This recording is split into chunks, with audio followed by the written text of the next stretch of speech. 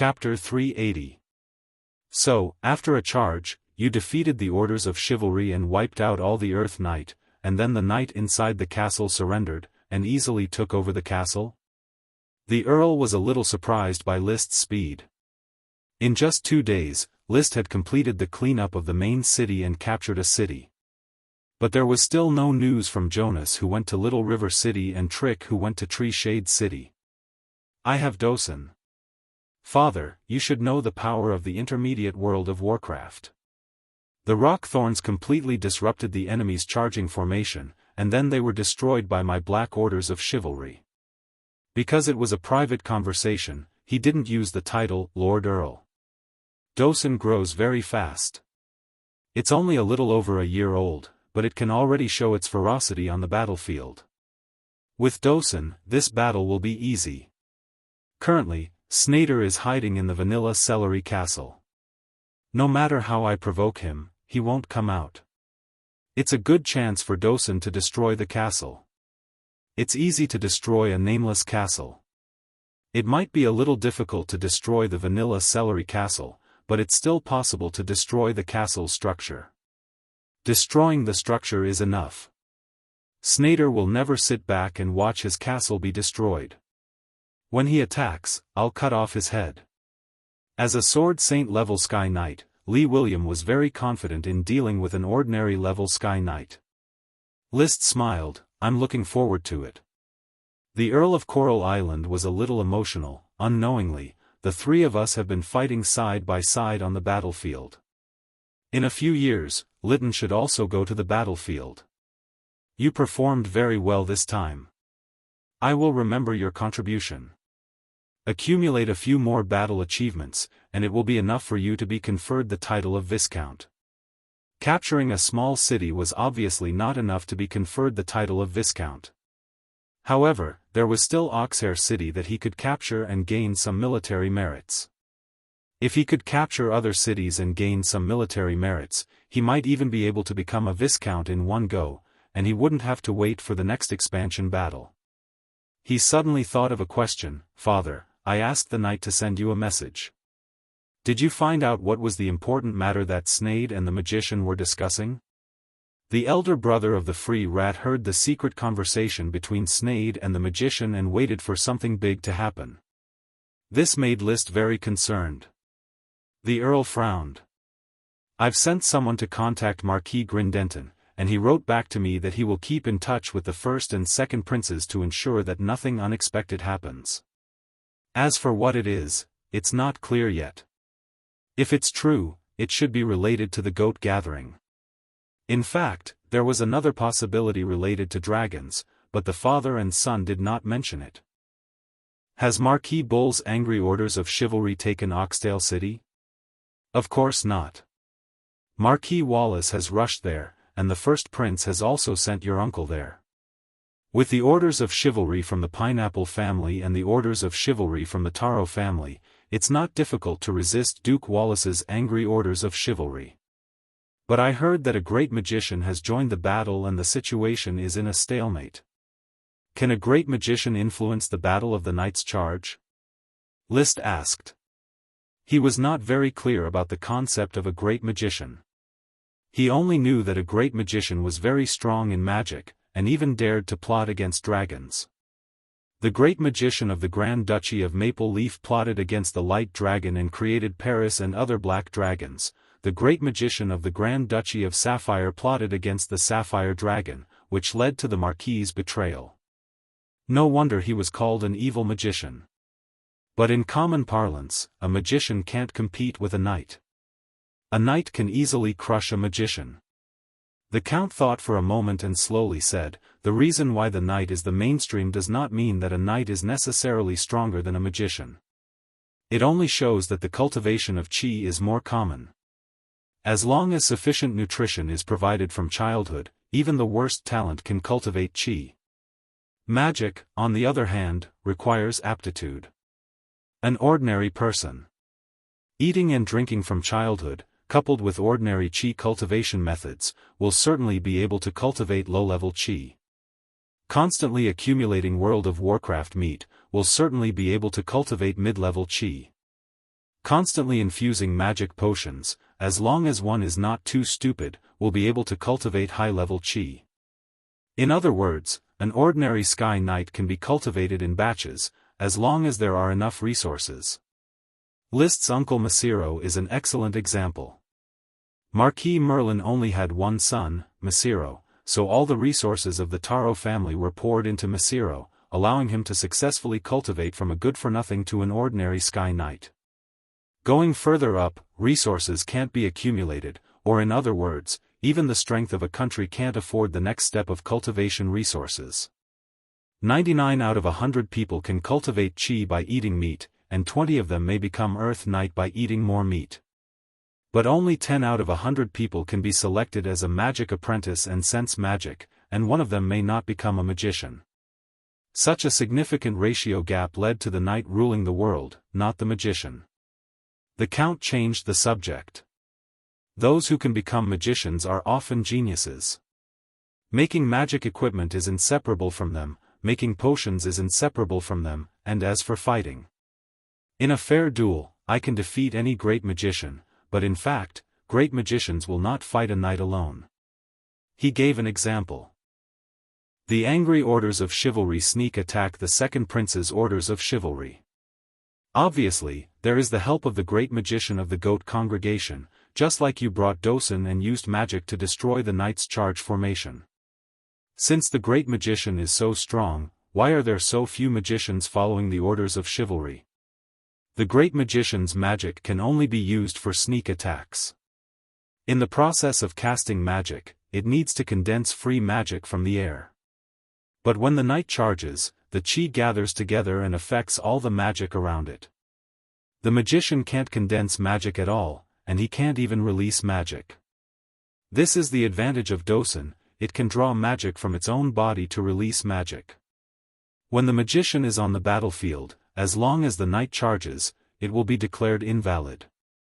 But on the other hand, as long as the magician finds a chance to release magic, the knight will also suffer heavy casualties. The elite blue blood orders of chivalry led by the second prince should have been attacked by the magician. So, the Count emphasized, don't underestimate the magicians. They can always cause trouble. I see. List nodded. Father, is there a great magician hiding in Caraway Castle? Snader insisted on defending, I think he must have something to rely on. It's possible, but it doesn't matter. As long as the great magician dares to show up, my long sword will make him regret participating in the Knight's War. The atmosphere between the father and son was good. After talking about the war, the Count also gave some advice to List on his experience in cultivation. Now, the Count treated List less and less as a child, but as an adult who could discuss things with him. List felt that the atmosphere was good, and it didn't make him feel uncomfortable. In any case, he had a knot in his heart, because he was not the real Count's son. However, the harmonious atmosphere didn't last long. The night came with bad news. Chapter 381. The news that Jonas sent back interrupted the Count's idea of besieging castle. Besieging the castle required several times the number of knights than the defenders, combined with sufficient combat power to buff the knights' combat power and destroy the castle. Especially the large castle with a name, its defense was strong and more difficult to attack. His original intention was to cooperate with Dosen's dismantling ability by concentrating 5 orders of chivalry to attack Castle Fragrant, suppressing the guard knight in the castle, so that Dosen could release magic to his heart's content. Now, the situation was a little grim. Jonas's Grey Orders of Chivalry suffered heavy casualties and was no longer able to attack the castle of Little River City. On the other side, the Cyan Orders of Chivalry led by Viscount Trick was also in trouble. The castle of Tree Shade City was tall and strong and couldn't be attacked. The Yellow Orders of Chivalry led by Levis was helping Viscount Trick to attack together. The Count must contain the Orders of Chivalry of Castle Fragrant. Therefore, the task of support could only be placed on List. Without any hesitation, the Count directly called out, "Take Dosen and go to Little River City to support the Grey Orders of Chivalry." After attacking the castle, go to Tree Shade City to support the Cyan Orders of Chivalry. List, you are my son blessed by the glory of the night. In this battle, earn enough glory. After experiencing the baptism of victory, List was no longer afraid, only excited. He longed for war merits, and a main city was obviously not enough. Now with the addition of Little River City and Tree Shade City, and finally a share of Oxhair City's war merits, it would be almost enough. Yes, father, I will definitely gain more glory. Set off. As the sun rose in the east, they rushed to Little River City. Along the way, List was still busy taming the chocobo. This low-level dragon was observed by the Count, but the Count didn't know what breed it was or what level it was. He only treated it as a low-level World of Warcraft monster that couldn't cast magic and said, "The glory of the night truly favors you." A sword saint couldn't even find a World of Warcraft mount, yet his son was riding one and leading the other. His heart was indeed sour. They sped along the way. At noon, he arrived at Little River City and met up with the Grey Orders of Chivalry, who was resting. Viscount Jonas' left wrist was wrapped in cloth and welcomed List. "Baron List, thank you for your generous support. How is the battle in Main City? I've already annihilated the Orders of Chivalry from Main City. I'm currently meeting up with the Count in Oxhair City. Upon receiving your request for reinforcements, the Count sent me here to provide support." "You've already destroyed Main City?" Yunus was very surprised. List smiled faintly. "Of course, it's very easy." "Easy." Yunus really wanted to tell him not to brag in front of him, but when he thought of Dosen, he couldn't say anything. He could only change the topic. "Then, Baron List, what are you going to do now? My Grey Orders of Chivalry have lost more than half of their knight. It's very difficult to organize an effective assault. How's the damage to the castle in Little River City? There were originally around 150 knight, but we've heavily injured around 50 of them. The remaining 100 knight are hiding in the castle and won't come out. Then we'll tear down their castle." Dosen had only displayed his abilities during the assault. He had yet to test his ability to tear down a castle. However, with the previous battle, List was very confident. "Viscount Jonas, organize the Grey Orders of Chivalry and my Black Orders of Chivalry to combine and suppress the castle. Let me command Dosen to tear down the castle." "Can Dosen do it?" "No problem." "Good." Jonas was also a straightforward person. His Grey Orders of Chivalry had suffered disastrous casualties. This battle could be said to be a loss. Now, he only hoped to quickly reverse the situation and strive for some military achievements to make up for the losses in the following battles. After the reorganization. At 3:00 in the afternoon, when the sun shone on the front of the castle, List had already changed to Black Dragon and led the Black Orders of Chivalry and Viscount Jonas to rush to the castle. Earth Knights practiced archery, but not many people practiced archery similar to multiple arrows. Therefore, when the Orders of Chivalry shot around the castle, the scale was very shocking. The arrows infused with chi were like small bombs that could always consume the rocks of the castle walls. And the sharpshooters who were proficient in archery were constantly roaming around and shooting at the archers in the castle, suppressing and counterattacking. List himself was a sharpshooter. However, he didn't shoot. Instead, he raised his shield and directed Dosen to approach the castle. "Dosen, rock grenades." Boom! Dosen opened his mouth and spat out a spell. A huge rock condensed in the air and fiercely smashed towards the castle. Clang! The walls on the second floor of the castle cracked like the screen of a broken mobile phone. However, the walls watered with glutinous rice juice were still firm and couldn't be destroyed by a rock grenade. List also didn't expect to succeed in one shot.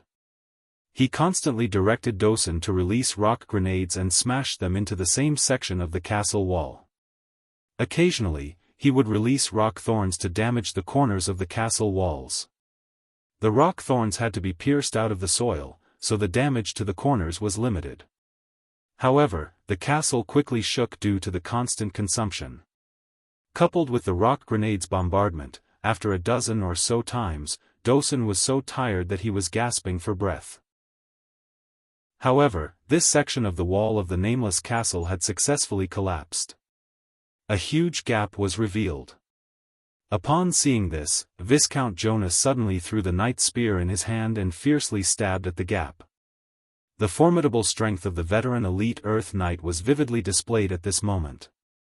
The spear directly pierced through the two Earth Knights who were about to plug the gap and nailed them inside the castle. Charge! Break into the gap! Liszt replaced the fine steel shield and threw the knight's spear with one hand, stabbing an Earth Knight who stretched his head out. He then pulled out the red blood sword and pointed it at the gap in the castle.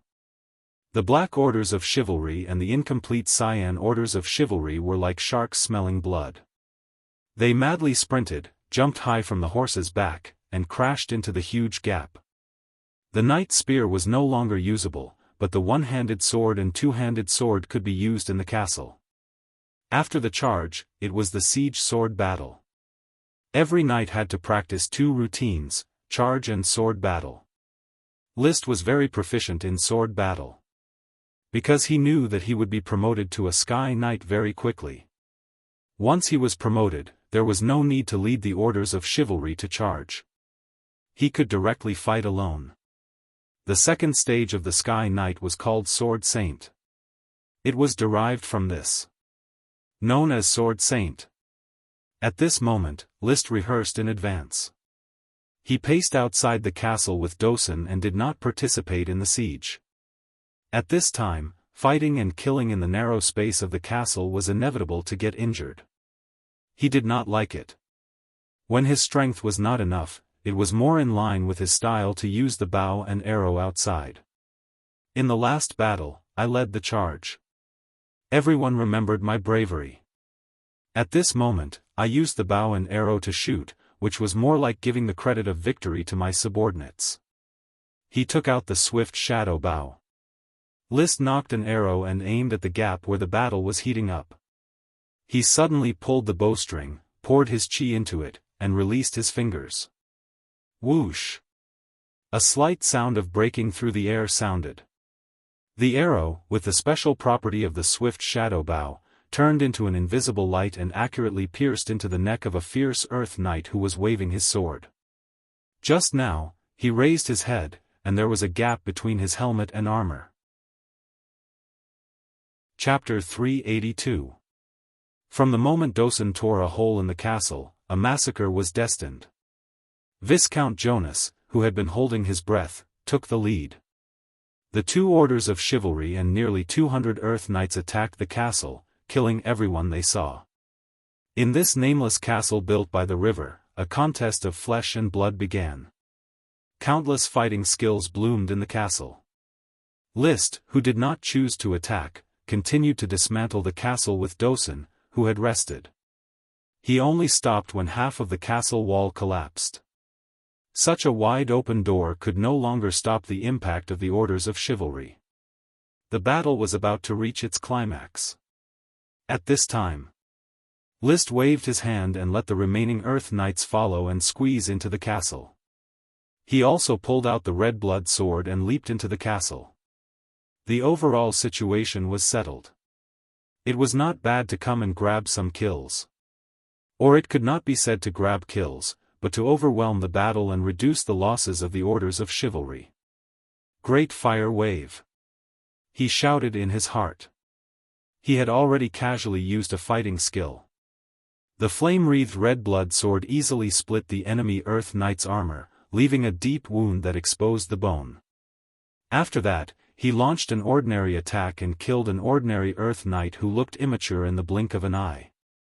In fact, among all the knights on the battlefield, his face was also young. He quickly attacked the depths of the castle and saw that Viscount Jonas was fighting with an opponent on the castle's walkway. The two were equally matched. The others could not intervene at all. Looking at this person's attire, Liszt immediately guessed that the other party was the owner of this nameless castle, the Viscount of Little River City. He was also a veteran elite Earth Knight. Perhaps his background was a bit poor. The castle did not even have a name, but his strength was not bad. Viscount Jonas, who was slightly injured, could not take him down. Let's end this quickly. List did not care about one-on-one fair duels. One-on-one duels were not important on the battlefield. He raised the red blood sword and immediately used the ultimate skill of Fire Dragon Drill, Heart of Fire Dragon Drill. He cut into the battle forcefully. Together with Jonas, he attacked the Viscount from the left and right. With List's help, the scales of the battle instantly tilted. A minute later, the Viscount lost his strength and staggered. List and Eunice's eyes lit up at the same time, and their longsword stabbed into the gap of the Viscount's armor almost instantly. Puchi! Puchi! The eruption of battle chi, especially List's fire-attributed battle chi, exploded in the Viscount's body, severely injuring his internal organs. Ah! The Viscount let out a loud roar. Unable to hold on any longer, he knelt on the ground and breathed his last. List couldn't stand it anymore, so he kicked the Jew in front of him to the ground. Then, they moved past the corpses to support more local occupation. Eunice was also roaming around to provide support. The elite Earth Knight, who was addicted to drugs, had brilliant sword techniques, and the effect was as if he was harvesting chives. 20 minutes later, the sounds of fighting and killing in the castle weakened. Half an hour later, there were no more battle scenes. The battle of attacking and defending the castle ended just like that. There weren't many waves. Check the casualties. Shaking off the coagulated blood on the red blood sword, he walked out of the castle and breathed in the fresh air outside the castle. There was a strong smell of blood and stench in the castle. A moment later, Captain Leiden walked over. Captain, 140 Black Orders of Chivalry participated in the battle. 9 were sacrificed and 17 were seriously injured. 69 Grey Orders of Chivalry participated in the battle. 11 were sacrificed and 21 were seriously injured. In total, 105 Earth Knight and many trainee knight were killed in this battle. The 9 knights sacrificed by the Black Orders of Chivalry included a follower of List, Leslie Withered Leaves, who had followed him for a short time. Among the heavily injured knight, there was also a follower of List, his former classmate, Rick Footprint. This 19-year-old son of a small noble had just broken through to Earth Knight and was still very young. As soon as he rushed into the castle, he was seriously injured and lay on the ground moaning for a long time. It wasn't until the battle ended that he was discovered. In fact, it was rare for a knight to be killed in one blow. Most of them were seriously injured and lost the ability to fight. After the battle ended, the wounded were captured as prisoners or rescued by their companions. The proportion of casualties was not very high. However, this time the Grand Duke refused to take prisoners. The knight on the losing side who did not die would be killed, causing all the knight in the nameless castle to die in battle. Phew! In the Battle of Main City, there were 0 casualties. In the Battle of Little River City, 9 people died. List knew that sacrifices were inevitable in battle, but he still felt bad when he heard the data. He asked, Captain Leiden, what should we do with the people who died in the battle? Cremate them. May they return to the glory of the night. Then cremate them. Yes, Captain. Treating the wounded, plundering the castle, resting and relaxing. After leaving it to his subordinates, List and Jonas stayed in the room on the highest floor of the castle, drinking freshly brewed coffee and summarizing the battle losses. Jonas didn't look very excited, even a little pale. The battle was more difficult than I thought. I am already used to the war style of the expansion orders and am somewhat unaccustomed to siege battles. As a result, the Grey Orders of Chivalry suffered heavy losses and are now on the verge of collapse. In the previous night charge, the Grey Orders of Chivalry were unprepared and half of the knights were seriously injured. In this siege battle, there were more than 30 casualties. Now, only 37 knights could still fight. Viscount Jonas, what is the style of the expansion orders? Asked List. The expansion orders mainly focus on plundering. We follow the Count around the major cities and plunder the resources we want. We rarely engage in siege battles. In order to prevent precious resources from being plundered, the knight in the castle had to go out of the city to fight us, giving us the opportunity to charge. With the sacred swordsman of Waves Lee William overseeing the charge on flat ground, the orders of chivalry of the Coral Island were very powerful. Moreover, Lee William specifically picked soft persimmons to pinch. The territories of the old marquises and counts were hardly touched by Lee William. Every time he fired, he would change places, coming and going like the wind, always reaping results. What's more, there were local mercenary forces taking advantage of the chaos to plunder people and then secretly trade with the Grand Duchy of Sapphire Night and sell serfs. Therefore, in the War of the Expansion Orders, the excess resources plundered were not taken away and were directly disposed of on the spot. The human heart had always been subdued by benefits. In the Expansion Orders, the charge on flat ground was smooth sailing. Due to the relatively little experience in siege sword battles, Jonas used the old way of thinking to lead this battle, resulting in excessive losses. If you hadn't rushed over with Dosen, I'm afraid I wouldn't have been able to take the castle of Little River City. The glory that I have charged for half a lifetime would have been lost here. Thinking of the terrible ending, Jonas' sturdy body trembled slightly. Perhaps, including the Count, they had more or less miscalculated the difference between this war and the expansion orders. The followers of Marquis Bull did not care about the gains and losses of territory resources. They only cared about whether they could defend the castle and resist the Grand Duke's revenge. List's face was solemn, but his heart was actually quite relaxed. If the glory is lost, then we will snatch it back. Now that the castle of Little River City has been taken and all the knight have been killed, we will set off for Tree Shade City early tomorrow morning and cooperate with Viscount Trick and Viscount Levis to capture Tree Shade City's Greenleaf Castle. Chapter 383. Greenleaf Castle was far taller and stronger than the Nameless Castle. However, under the suppression of the Black, Yellow, Cyan, and the remaining Grey Orders of Chivalry, Dosen still spent half a day to tear down one of the castle's walls.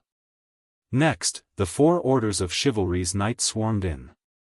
Levis, Trick, Eunice, plus List, the 4 elite Earth Knight of the Poison Medicine School, could be described as a super luxurious combination. Pushing forward all the way, in less than an hour, the siege of Greenleaf Castle had ended. This time, the 4 Orders of Chivalry's elite knight had gathered together, and the losses were even smaller. The Black Orders of Chivalry only had 5 knights killed and 10 knights seriously injured. After 3 battles, the Black Orders of Chivalry's won 42 knights, 14 were killed and 29 were seriously injured. There were only 99 knights left who could still fight. In addition to the military achievements and the previous harvest of List, there were not many other spoils of war that could be privately divided, only some gold coins. Most of the supplies had been moved away, especially the valuables, which were taken away by the knights' relatives to hide in the Iron Hoof City. Marquis Bull had long been prepared to assassinate the Sapphire Dragon and face the Grand Duke's revenge. That night, the 4 Orders of Chivalry, with bulging gold coins in their pockets, met up with the Count. "Thank you for your hard work, everyone." The Count set up a banquet in the camp to welcome the 4 Orders of Chivalry's commanders. However, there was no wine, only a big meal. Eunice looked ashamed. "I'm sorry, my lord, I let you down." "Your performance was really disappointing, Eunice," said the Count. "Count Snader is just an ordinary Sky Knight, and the quality of his followers is far behind yours. Without the support of List, the proportion of your losses would have been far higher than the other side, and it was in the flat ground." Eunice knelt on one knee and said nothing. The Earl waved his hand. "You will have to bear the consequences of this mistake. But now, you still have a chance to make up for it. Merge the Grey Orders of Chivalry into the Black Orders of Chivalry. You will be List's assistant." Eunice did not complain. Yes, sir. List didn't care either. He did not mind Yunus taking a share of the loot, as he was the leader of the Orders of Chivalry. All the credit had to go through him to be distributed to the members of the Orders of Chivalry. In the knight system, the Great Lord was only responsible to the Lesser Lord and his direct knight. All the achievements of the Orders of Chivalry or the knight squad led by the Lesser Suzerain would be credited to the Lesser Suzerain. After the Greater Lord distributed the rewards to the Lesser Lord would go back and calculate how the rewards should be divided among his knights. Now, Yunus' reward would also be calculated by list. Sir Earl, with the help of Viscount Yunus, the Black Orders of Chivalry can take on more tasks. He responded loudly, with a plan in his mind. The more Black Orders of Chivalry rendered, the more likely he was to be made a Viscount.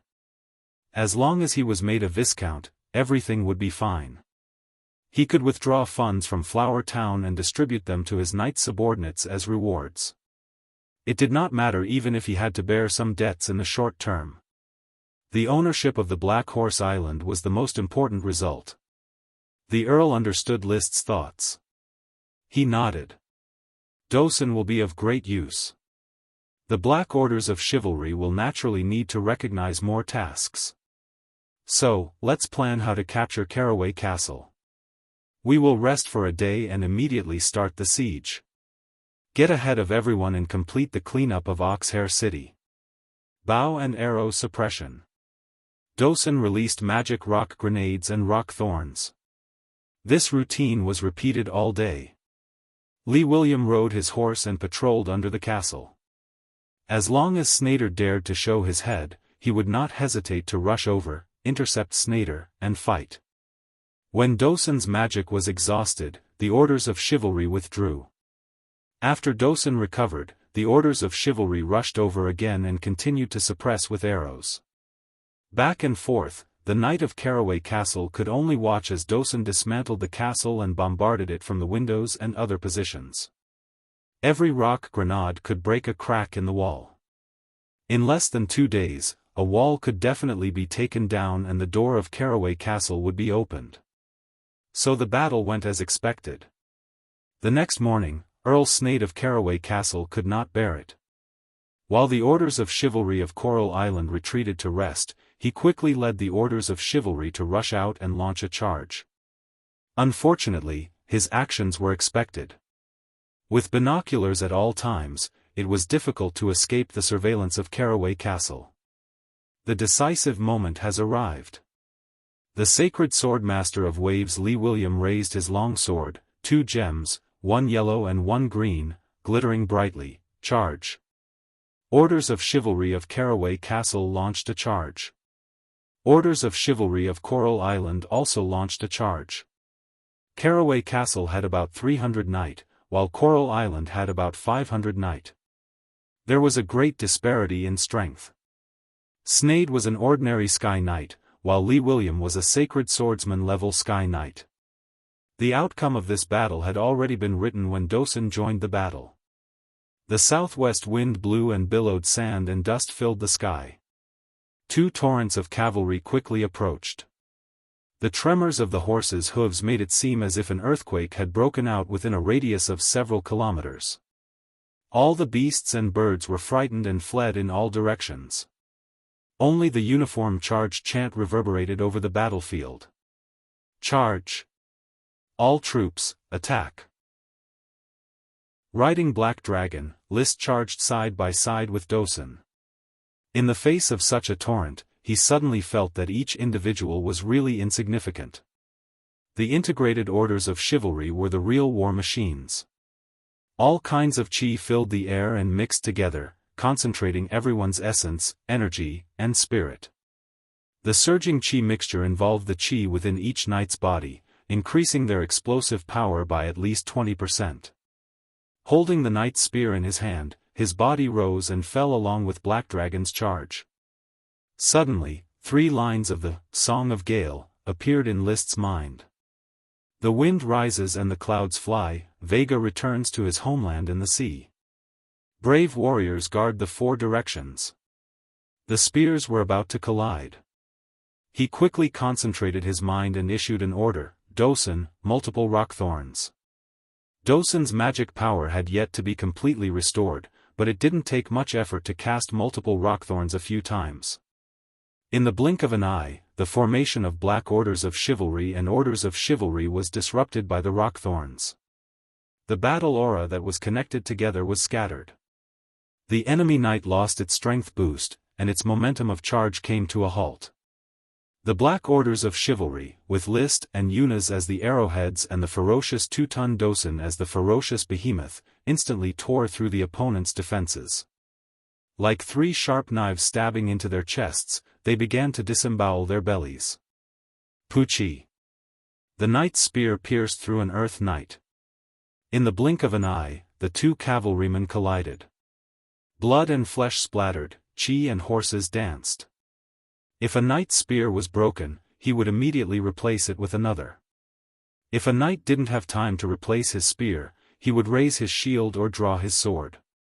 In just a few breaths of time, the black orders of chivalry, with the help of Dosun, had already penetrated the opponent's formation. Turning his horse around, the connected chi didn't scatter, and immediately began the second round of charge. At that moment, thunder rumbled in the sky, attracting List's attention. List was momentarily absent-minded. He looked up at the sky and saw a dark green light and a light purple light colliding with a loud bang. Thunder rolled and lightning flashed. Heavy rain poured down. Chapter 384. The thunderstorm did not affect the charge of the knight on the ground. List was bent on seizing credit, so after defeating the opposing orders of chivalry, he immediately rushed to the side of the orders of chivalry, taking advantage of the few rockthorns Dosun could still release, to defeat a group of knight and expand the battle. 500 versus 300, he had the advantage in strength. Coupled with Dosun's charge, the battle was one-sided. It was only a matter of time before the knight of Fragrant Celery Castle was eliminated. Covered in blood, List already didn't know how many earth knights he had sent flying with his knight spear. Dosun was protecting him by his side, and Paris could use her light shadow ability to rush into the battlefield at any time to rescue him. Therefore, his battles were all open and unrestrained. This kind of open and unrestrained fighting power matched with his chi attribute. When all the knight spears were broken, he looked at the entire battlefield. The knight of Fragrant Celery Castle was utterly defeated, surrounded and cut by the Coral Island orders of chivalry, charging back and forth. Jonas! He gave a loud shout. Jonas, who was fighting frantically, turned his head, his eyes bloodshot, his reason barely remaining. What's the matter? You take command, I'm going to support Sir Count. With that, List urged his horse to gallop away from the main battlefield, followed by Dosun. After transferring command, on the way to support the Count, he quickly switched to the swift shadow bow. However, he wasn't heading in the direction of the battle between the 2 Sky Knights, but in the main camp. As he approached the main camp, he galloped while shouting, "Open Loki's cage." The retainer knight guarding the main camp hurriedly opened the cage containing the chocobos. List whistled, and the chocobo Loki hopped over and carried him on its back. "Take care of my horse." After explaining, List gave the order, and the chocobos flew towards where the Sky Knight was fighting. The Sky Knight could teleport for a short period of time, and that was a huge threat to List. But the chocobos, which were also good at jumping, could effectively evade the Sky Knight's attacks. Letting him participate in the battle would guarantee his safety. On the way, he blew another whistle. Soon, another whistle sounded not far away. It was Paris' response. After making sure he was safe, the chocobo took him to the battlefield, where Lee William, the sword saint of waves, was suppressing Count Snade. Count Snader was of the thunder attribute. His whole body was flashing with thunder and lightning. However, Llewellyn's water attribute had the beauty of subduing hardness with softness. Surrounded by water vapor, he could always deflect the opponent's thunder strikes. "Count, I'll lend you a hand." When List shouted, he had already drawn his bow and shot an arrow. He had already mastered the basic archery skill, 3 arrows at once. The 3 arrows flew in a triangular formation, and with the help of the swift shadow bow, they attacked Count Snader from 100 meters away. He had practiced multiple arrows. He had mastered double arrow and triple arrow, but had not mastered multiple arrow and ultimate meaning yet.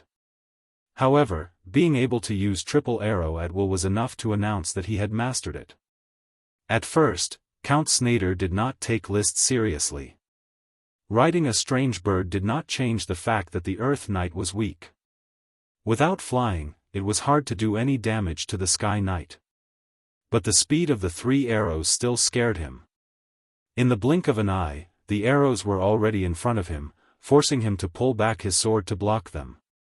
Once he lost his footing, he had to face Llewellyn's endless attacks. It was as if he was facing heavy waves, one after the other. Then, tragically, he found that List had shot 3 sharp arrows at him from another direction, cooperating with Llewellyn's attacks. The arrows were still as fast as lightning. "How dare you, Earth Knight, interfere in the battle? I'll kill you first." Snader was furious. He crazily operated his thunder-fighting energy to increase his speed. Then, he gave up on Llewellyn and turned to attack List, who was sneak attacking. Llewellyn followed closely and warned, "Be careful." List did not need to be warned. He was already careful enough. "Dosen, stop him." Dosen, who was guarding beside him, pounced on Snader. The intermediate world of Warcraft was fierce. He threw a rock grenade at random, forcing Snader to land on the ground to dodge. Thus, Snader's killing plan was stopped. Facing Dosen, who looked like a flying dust dog but had a huge body, Snader did not choose to fight him head-on. Instead, he took a detour and chased after List.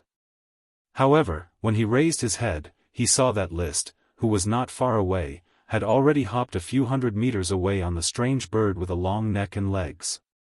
Snader had no chance to chase after Snader at this distance. Llewellyn and Dosen pounced at him at the same time. "Snader, do you think you can kill anyone else in front of me?" Llewellyn descended from the sky. The gemstone on his longsword shone brightly, rolling up a huge wave that engulfed Snader. "Ha!" Snader fought back with all his might. His longsword was wrapped in countless lightning bolts, striking the wave crazily. Water splashed and sparks flew in all directions. The ground around him turned into a pool of water. Most of the grass was burnt and emitted yellow smoke. Before Snader could catch his breath, the ground under his feet suddenly split open and a rock spike went straight for his anus. Snader was so scared that his hair stood up, raising his armor by 1 centimeter. He hurriedly jumped away and narrowly dodged the rock spike's sneak attack. However, at that moment, the wind whistled in his ears. 3 more sharp arrows flew toward his neck, cheeks, and chest. Snader had no choice but to quickly bend his waist and pull out his sword to block the 3 arrows. He could not stop the attacks at all. Llewellyn's longsword made it impossible for Snader to dodge. Sparks burst out of the armor on his chest, and he was sent flying by a powerful force. Puff! Snader spat out a mouthful of blood from the hole in his mask. He was already injured. "I'll kill you while you're down." Llewellyn, List, and Dosen joined hands to attack Snader again. Snader was no match for Llewellyn. Coupled with the intermediate world of Warcraft's Blizzard Beast and the superb archery of List, there was no way he could compete with Llewellyn. In less than 3 rounds, Snader was hit twice by Llewellyn's sword. When he fell to the ground, Dosen's rock spike grazed his leg. He even took an arrow from List in the air. Although the arrow did not penetrate the armor made of an unknown material, the warrior energy on the arrow still exploded and made Snader stagger. "Llewellyn! I'll remember you." Snader roared and madly used his warrior energy again. He turned around and flew into the air, trying to escape. However, no one would allow him to escape. Llewellyn's eyes were sharp. His long sword stirred up endless waves and pulled Snyder back to the ground. List also roared, "Dosen, bite and entangle." At the same time, he pulled out 6 arrows, put 3 in his mouth, and put the other 3 on the bowstring. He used the ultimate skill of multiple arrows, multiple phantom arrows. The first 3 arrows flew in a spiral, and the last 3 arrows quickly caught up and collided with each other in the air. They changed their trajectories by relying on the warrior energy attached to them. No one could catch the arrows after they changed their trajectories. It was as if the 6 arrows had turned into 100 arrows, and the sky was filled with the shadows of arrows. The wave-like attack of the sword saint and the crazy bite of a ferocious beast made Snyder unable to concentrate. As a result, Snyder couldn't focus his attention at all. He couldn't see the trajectory of the arrow, nor could he fly again. Naturally, he couldn't dodge this ultimate attack. The next moment, he felt dizzy. He raised his long sword hesitantly to block the arrows. The shadows of the arrows disappeared, but he did not block anything. In an instant, his left knee was in great pain. All 6 arrows hit the same point. Although they did not penetrate the armor, the concentrated explosion from the same point made a deep dent in the armor. The warrior energy exploded. His knee was hit so hard that it was almost twisted. His whole leg was numb, and it was difficult to even lift it. When he looked up again, he saw Dosen opening his bloody mouth and biting at him. "Go away." He summoned his Thunder Warrior energy and fiercely slashed with his sword. He used all his strength in this slash, and it was so exquisite that Dosen could not dodge it. His shoulder was directly cut, and Dosen screamed and flew out. However, this was also Snyder's last show of strength. Puff. Chapter 385. Snyder did not die. The Sky Knight was pierced through the chest by Lee William's sword. His strong physique still supported his vitality, but he lost his combat effectiveness and was seriously injured and dying. The battlefield quickly ended with Snyder's curtain call, and the Knight of Caraway Castle disappeared.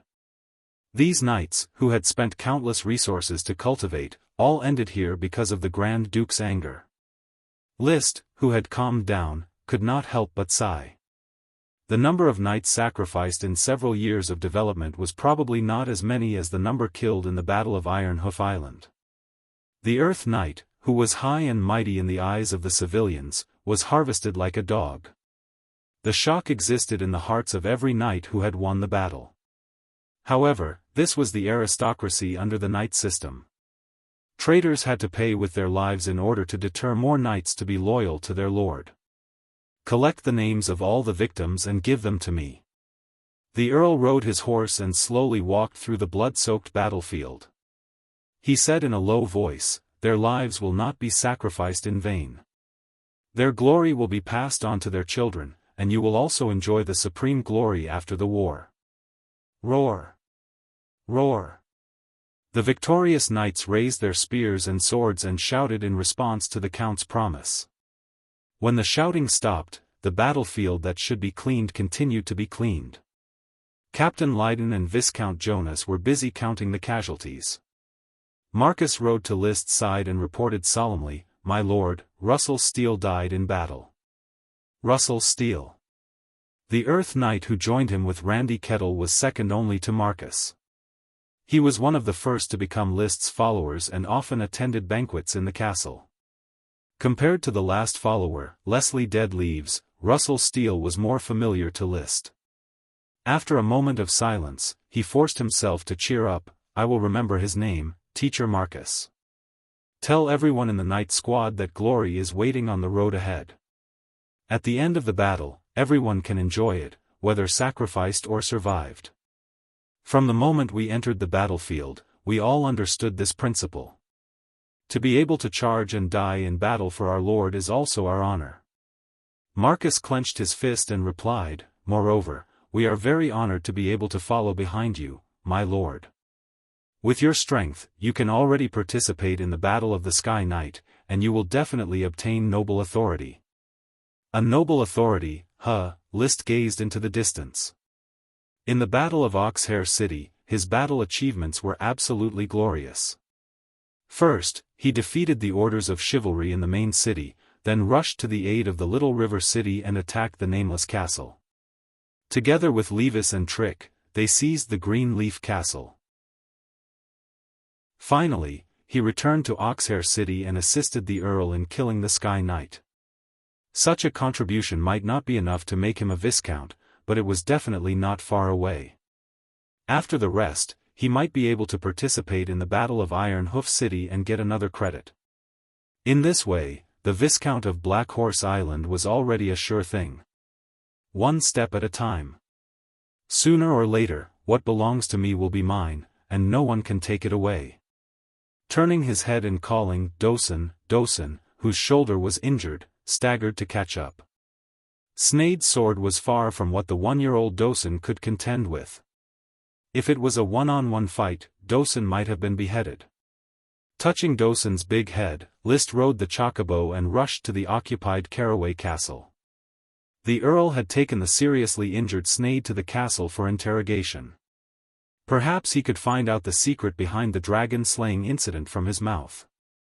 In the room, the Earl was interrogating Snade. What order did the Marquis Bull give you? Snade clutched his chest, his breath was weak, but he was surprisingly cooperative, defend Oxhair City and resist the invasion of the Orders of Chivalry on Iron Hoof Island. Why did he do that, do you know? Of course I know, because the Marquis is going to complete the great cause of dragon slaying. Do you think you can participate in something like dragon slaying? The Grand Duchy of Sapphire has lost its dragon. Do you think you, or all of us, can get a better ending? I can't decide all this, but I'm looking forward to change. Snade's eyes were a little unfocused. The Marquis has already made all arrangements, including now, everything is within his plan. Lee William, you did beat me today, but it doesn't mean you can still win in the future. He. The Earl sneered, you're going to die, how can you beat me? When the Grand Duchy of Sapphire disintegrates, you people will be buried with it. My children have been safely transferred, and they will regain the glory of Caraway Castle and go further. Disintegrate? No, the Grand Duchy of Sapphire won't disintegrate, but the Iron Hoof Island will definitely be destroyed.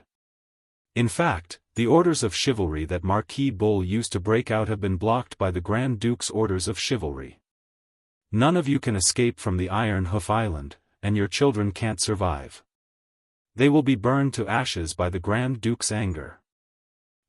You'll soon know that the Sapphire Dragon is dead, or not dead, but it will be seriously injured and dying, and then. Snade raised his head, looked at the Earl, and grinned, ahem, there will be a new wave of assassinations. That dragon won't live long. A new wave of assassinations? According to the time, the assassinations should have ended, and the news of the Sapphire Dragon's death will soon spread to the Eagle Kingdom and the Iron and Steel Ridge Kingdom. Especially the Eagle Kingdom's Orders of Chivalry, they will soon launch an attack across the sea to clear this area. The new wave of assassinations shocked Lee William. But he didn't show it, and remained calm. I'm very curious. What good will the Eagle Kingdom get for clearing this area? Sir Marquis will lead us back to the mainland. Back to the mainland. The Earl shook his head, and said in a sarcastic tone, how much glory can we get even if we return to the mainland after losing our foothold? Everyone yearned for the mainland. The Sapphire family couldn't get a foothold on the mainland, so they came to this sea to establish a country. Although it was remote and lacked resources, it was a piece of land that could shelter them from the wind and rain. The nobles here were used to the current way of life. The war was far away from the islands, and took place on the mainland. Few people wanted to return to the mainland, so they had taken root on the islands in this sea. Then he asked again, but Snade couldn't reveal any more information. What do you think of what Snade said? After a round of interrogation, the Earl asked several Orders of Chivalry. Will the Sapphire Dragon really be assassinated a second time? I doubt it. I think he's just bluffing, and the Grand Duke won't let his defense down. Levis said. Liszt pondered for a moment. He put forward his opinion: father should immediately contact Marquis Grindstone and test his reaction. I believe that Marquis Grindstone definitely knows about the situation of the Sapphire Dragon. Or, we can continue at our own pace. If there's any news, it will soon spread. Why don't we see how the other families react? Lee William was just the Earl of Coral Island. There were still 6 marquises in front of him to attract attention, so there was no need to act in a high-profile manner. Immediately, Liszt added, and I suspect that things may not be as Snade said. His son is likely to be controlled by Marquis Bull, so he has no choice but to defend Vanilla Celery Castle. And the second wave of assassination of the Sapphire Dragon is just a rumor deliberately spread by Marquis Bull. Chapter 386.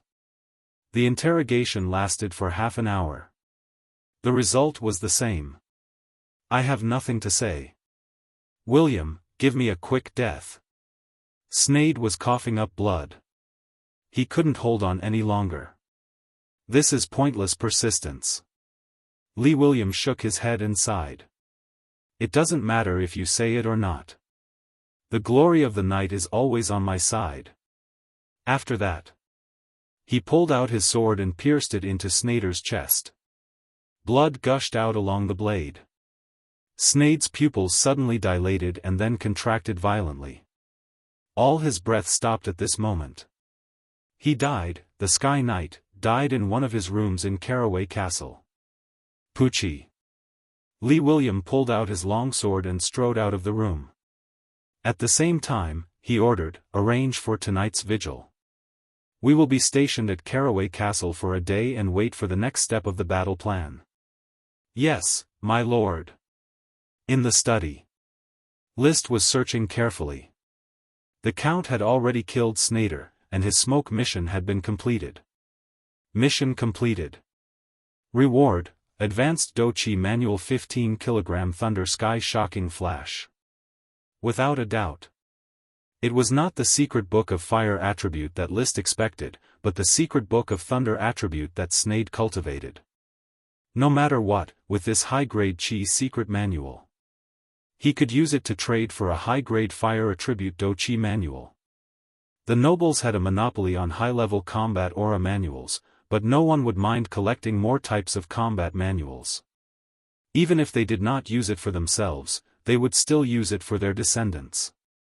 The attribute of combat aura was only slightly related to bloodline inheritance. There were many people who had different attributes between their fathers and sons, and Liszt was one of them. When he first transmigrated, he seriously wondered if he was the descendant of Old Wang next door.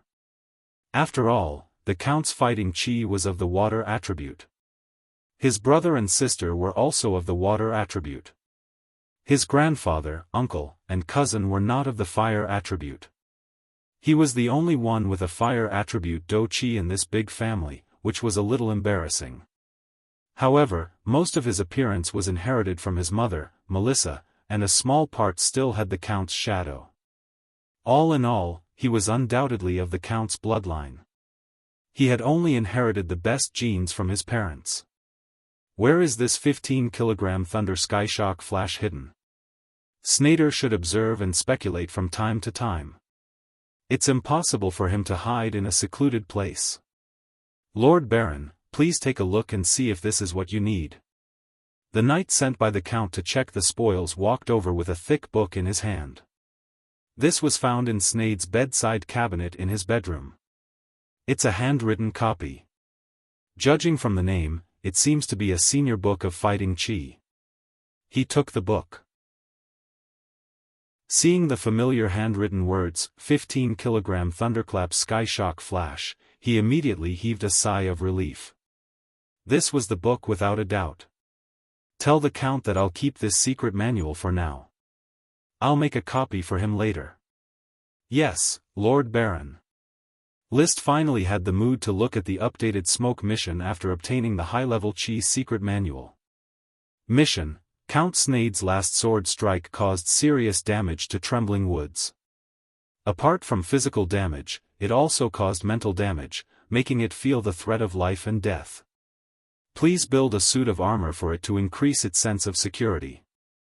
Reward, Dosun's new magic. Oh. Seeing the mission reward, List felt much better. Dosun is going to learn a new magic. It seems that this war has made it grow up quickly. Snyder's last sword had hurt Dosun's bones. But with World of Warcraft's physique, it was not a problem. The wound would heal itself after a while.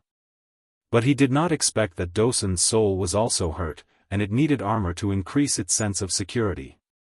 Then make one for it. There are too many Earth Knights who died in the battle. Since we have collected a set of fine steel armor, we can dismantle several sets of armor and tie some pieces of armor together with silk thread to make a dog armor for Dosun.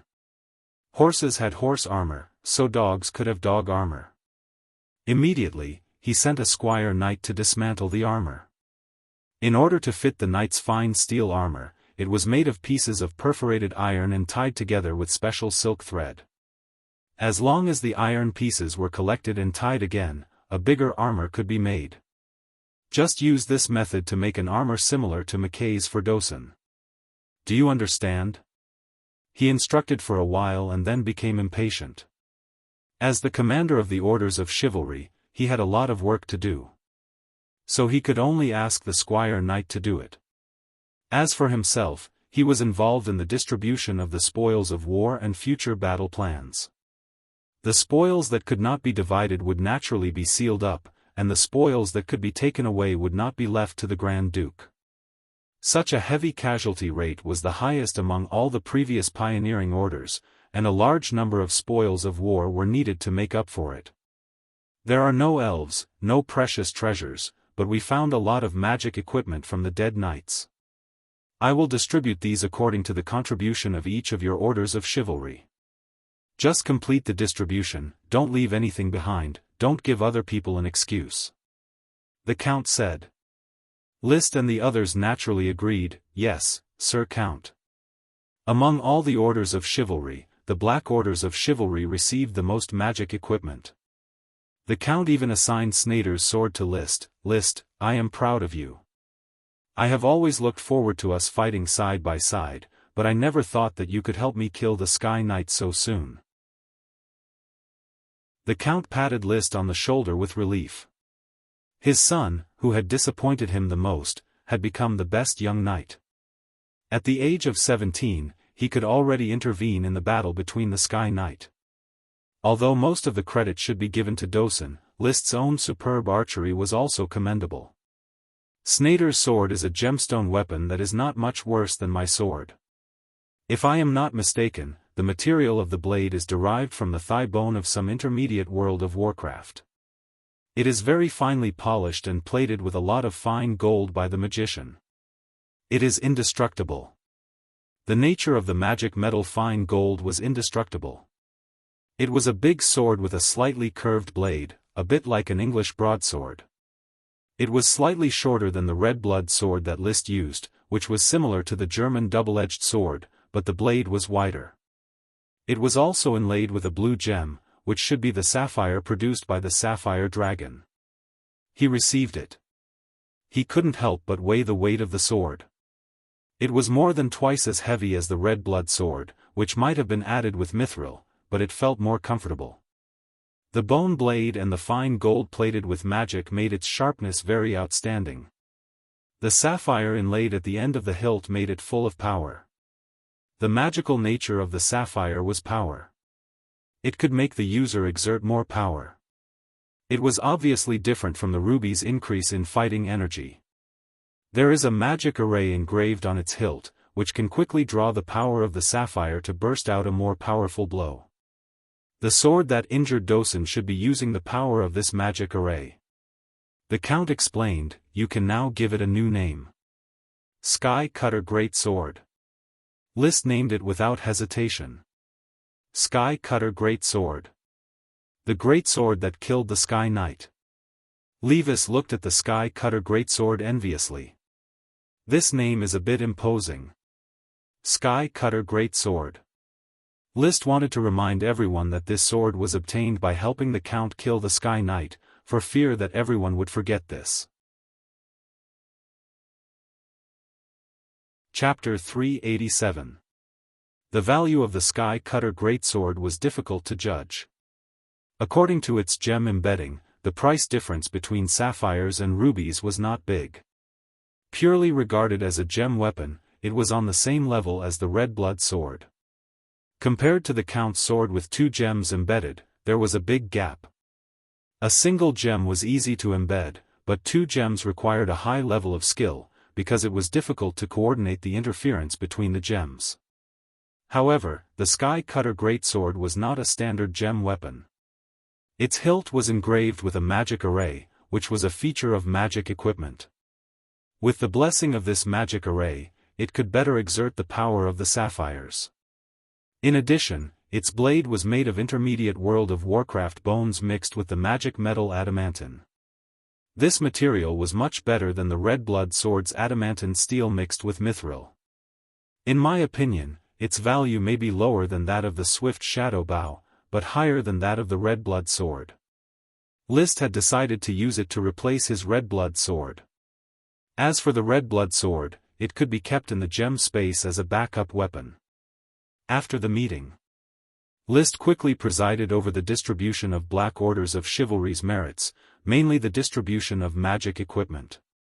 There were a total of 11 magic equipment, and he picked 2 of them. One was an amplification bracelet, which could slightly increase one's chi level. After replacing the Red Blood sword with the Sky Cutter Greatsword, he needed a magic equipment to replace the Red Blood sword. The amplification bracelet was very weak, but it was better than nothing.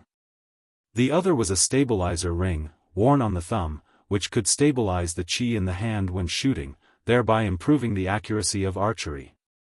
He did not rely on these magic equipment very much. But now that he had it, why not use it? Even if he didn't use it, it would be good to keep it in the gem space. All the knight participated in the distribution of this batch of privately distributed materials, gold coins and magic equipment, as well as several ordinary chi manuals. The distribution of materials was recorded by a special person, and when the merits were distributed after returning to Coral Island, these materials distributed in advance had to be counted. Subsequently, List began his new job, taming the Chocobo Loki. Now was the critical period of taming. The Chocobo was on the verge of transformation, and the magic power in its body could leak out at any time. Therefore, List intended to establish a conditioned reflex with Loki as soon as possible and establish a riding relationship. The Chocobos had already helped him in the battle against the Sky Knight. His next step was to have the Chocobos charge alongside him. A normal warhorse's charge speed is around 60 km per hour, which happens to be the most common running speed for a Chocobo, and it can run for most of the day without stopping. He tamed the Chocobo until late at night, then fed it himself before returning to the castle. He couldn't sleep, he had to take potions and practice aura decay. No matter how difficult the conditions were, he couldn't fall behind on his homework. In fact, the conditions weren't too difficult. Food, drink, and daily necessities were all stored in the gem space. World of Warcraft meat, potions, dragon milk, everything was there. Just as he was about to take a shower, someone knocked on his door. "My lord, Dosun's armor has been made, but Dosun doesn't want to wear it." It was the retainer knight Xavier who came in. He was quick-witted and highly regarded by List. "I'll go take a look." Arriving at Dosun's tent, he was gnawing on a big bone, and a few retainer knights were holding the armor and standing to the side. Dosun didn't want to wear the armor, and they didn't dare to force him. Now that List was here, Dosun was soon forced to wear the dog armor. The armor protected his neck and upper body, which were the most vulnerable parts of his body. As for the helmet, it wasn't made for Dosun. For one thing, there was no blacksmith to make a suitable helmet, and for another, the helmet might affect Dosun's magic. Dosun, who was wearing the dog armor, was a bit uncomfortable and always wanted to take it off. List's mind turned. He thought of the situation when he taught Dosun the new magic rock wall simulation demonstration. He found a stone and smashed it in front of Dosun. Dosun was puzzled and decided to continue gnawing on its big bone. Soon, List put a half-dismantled fine steel armor on the stone and smashed it again. Clang! Clang! The stone under the protection of the armor didn't break. He shook the stone in front of Dosun and repeated this routine, trying to make Dosun understand that the armor could protect it. However, Dosun still didn't want to wear the armor. It went on for an hour. It was late at night, but it still refused to wear the dog armor. Just as List was getting impatient, Trembling Wood suddenly opened its mouth. The next moment, a layer of cracked rock quickly appeared on the surface of its body, wrapping itself in it. But it was only partially wrapped, and most of its torso was still exposed. Oh! List raised his eyebrows. Very good, it seems that the magic you learned can completely replace this dog armor, so. Dosun, try taking 2 steps. The cracked rock armor was distributed on the neck, forehead, shoulders, back, and thighs. It looked like it was glued to the body, cracking or shrinking as it walked, but it didn't affect its movement. Woof woof. Dosun barked proudly, showing off its new armor. List hammered the rock armor. It was very strong and didn't look like ordinary rock. It seemed to have reached the level of crystal. A faint grayish-yellow color, small under the candlelight, and a little transparent. With force, one could break off one of the pieces. Then he stabbed it with his spear. Bang, bang. The stone was blown away, but it didn't crack immediately.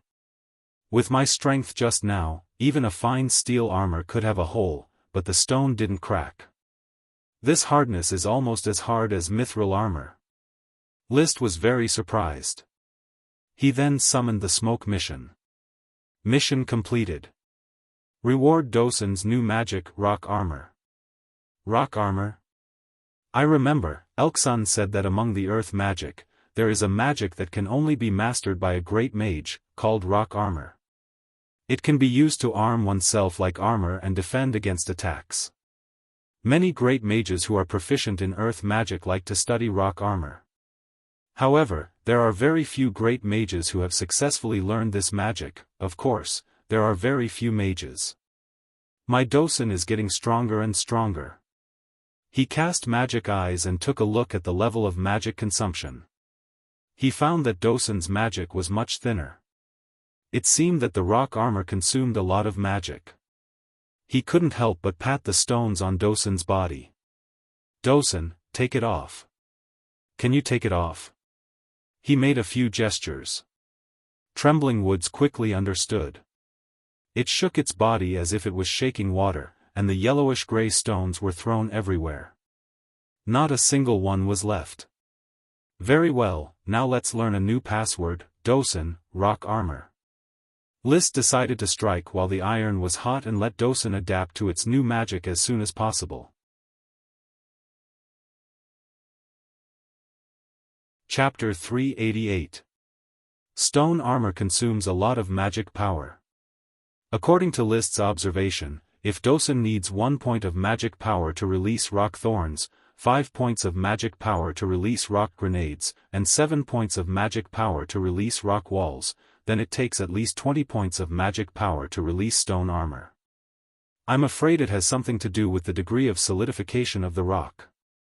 The rock of the stone armor is about to crystallize into a gem. The rock walls, rock grenades, and rock thorns are just rocks. Quantitative change leads to qualitative change.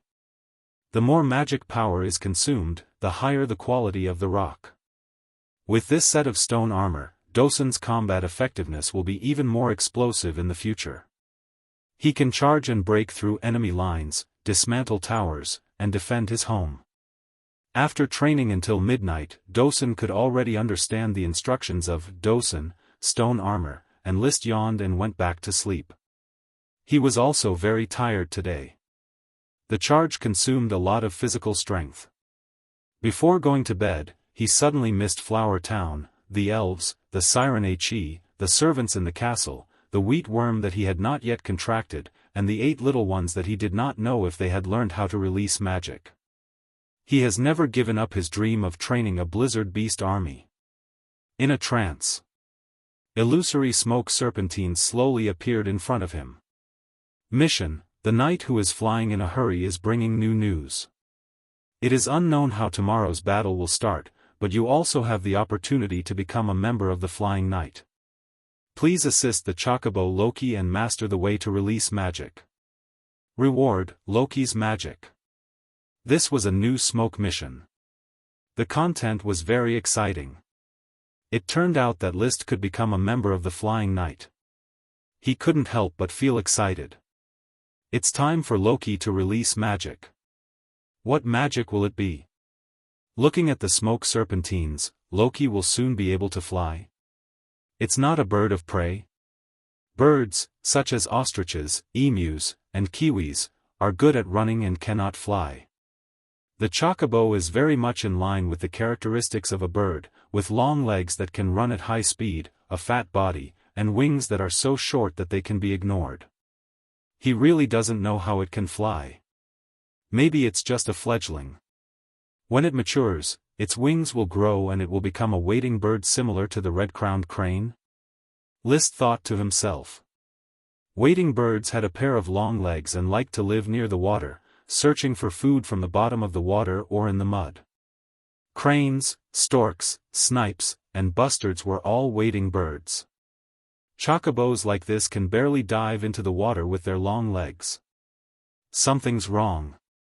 List suddenly remembered that a chocobo's long legs were covered in feathers, and with feathers it would be difficult to walk comfortably in the water, so it wouldn't be a wading bird.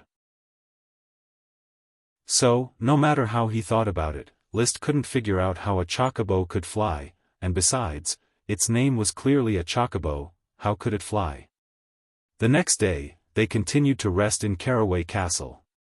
The Earl was still waiting for Marquis Grindington's next move in the war, while List continued taming the chocobos and tried to help them learn how to use magic. His relationship with the chocobos wasn't as close as Dosun's, so it was difficult for him to infuse it with combat chi and direct its magic. So, he could only do some superficial work, such as stimulating the chocobo's magic to release it and complete the basic casting of magic. It was a bit difficult, so he hadn't succeeded yet. But there was one change that List could feel. As Loki's magic became more abundant, its running speed, stamina, and jumping ability all improved. It was obviously still maturing, and when it fully matured, it would probably be even more powerful. After all, it was a low-level dragon, and had the World of Warcraft bloodline. Walking the bird. And so the leisure time passed. He didn't rest for long. At dusk, a messenger knight sent by Marquis Grindington arrived at Caraway Castle with a new order. Earl Lee William, the Marquis has ordered you to immediately lead the orders of chivalry to Oxbine City in the west. He needs to see you the day after tomorrow. Why the rush? The Earl frowned. It would take an entire day to march from Oxbine City to Oxbine City. He's forcing us to travel at night. I don't know, the Marquis didn't say why, but when I left, the Marquis was also leading the orders of chivalry to Oxbine City. According to the marching time, to reach Oxbine City in the morning after tomorrow, the Marquis will also need to march at night. Marching at night was not a good decision, it was easy to be ambushed. But the order had been delivered, and all that was needed was to carry it out. After resting for a day, the orders of chivalry had recovered to their peak condition. Leaving behind some wounded to continue to defend Caraway Castle, the Earl immediately led the knights to break camp and head west. List was no exception. Riding a chocobo, he led the black orders of chivalry and set off with the troops. They galloped all the way. Everyone was exhausted, and finally reached Oxbine City safely. At the same time, Grindington's orders of chivalry had just arrived at Oxbine City. There were also the troops of several other earls, all of whom had just arrived. The first prince has occupied Ironhoof City, which the Bull family has cultivated for generations, and even Bull Castle has been occupied. However, no battle has taken place, and Bull Castle is already an empty city. As early as a month ago, before the assassination, the traitor Andy had already transferred the people of Bull Castle to the sea. Grindenton Red Maple Leaf's expression was solemn, and his magic lines became more and more profound. Most of the wealth on Iron Hoof Island, as well as the seeds of various aristocratic families, have already fled overseas. It may be the Eagle Kingdom, or the Iron and Steel Ridge Kingdom, there is no way to know. So, Sir Marquis, is the Bull Marquis still on Iron Hoof Island? This is why I called you here. Grindenton spread out a map of Iron Hoof Island, and used his hand to draw a circle on the large area between Oxpine City and Oxdale City. The orders of chivalry of wrath were repelled by the orders of chivalry that rushed over, and escaped into this area. All the estuaries have been sealed, and they can only continue to hide. He looked around at the earls, and said coldly, "Our mission is to find the orders of chivalry of wrath, the traitor Andy, and those evil goat assembly magicians. The Grand Duke's instructions are to find them and kill them, no survivors." Then, Grindenton showed them the information he had on the orders of chivalry of wrath and the goat assembly, including the composition of their members. He then assigned tasks: Oxpine City, these 2 big cities, and the 9 small cities below them. We will mainly search these 4 small cities. Earl Lee William, you need to lead the orders of chivalry of Coral Island, and carefully search for Sydney City. Do not miss any clues. The tasks were assigned. Grindenton finally said, "The Grand Duke's wrath will burn for a long time, until the entire Bull family is destroyed, no matter where they hide. And now, we need to destroy their main force, and break the traitor's backbone. This is what we need to do. Iron Hoof Island, it's time to end." He paused. Chapter 389. This chapter is The Night Flight of the Solitary Swan. The meeting ended. Lee William found Marquis Grindenton in private and asked, "Is there any feedback on the second wave of dragon assassinations revealed by Snade?" "It's fake news. Do you think Marquis Bull has the strength to assassinate the Sapphire Dragon now that he's trapped on Iron Hoof Island?" Grindenton denied it directly. Thinking about it, this was indeed the case. Severely injuring the Sapphire Dragon once was already worthy of Marquis Bull's 30 years of planning. Wouldn't another assassination mean that the Sapphire family's efforts on Blue Dragon Island were all in vain? Unless the Sapphire family raised pigs, it would be impossible for an assassin to assassinate a dragon twice in a row. The battle at Ox Ridge City did not take much effort. The castle was very sturdy, but under the siege of many Sky Knights, it could not hold on and was captured in half a day. After they entered the castle and rested for a while, Lee William led the 4 knight regiments of Coral Island out of the castle and headed towards Schweppere City for a search. In order to find the hidden orders of chivalry and goat-gathering mages, Lee William personally searched every town. He did not separate the orders of chivalry to prevent sneak attacks. Everyone knew that great military achievements were hidden in this area.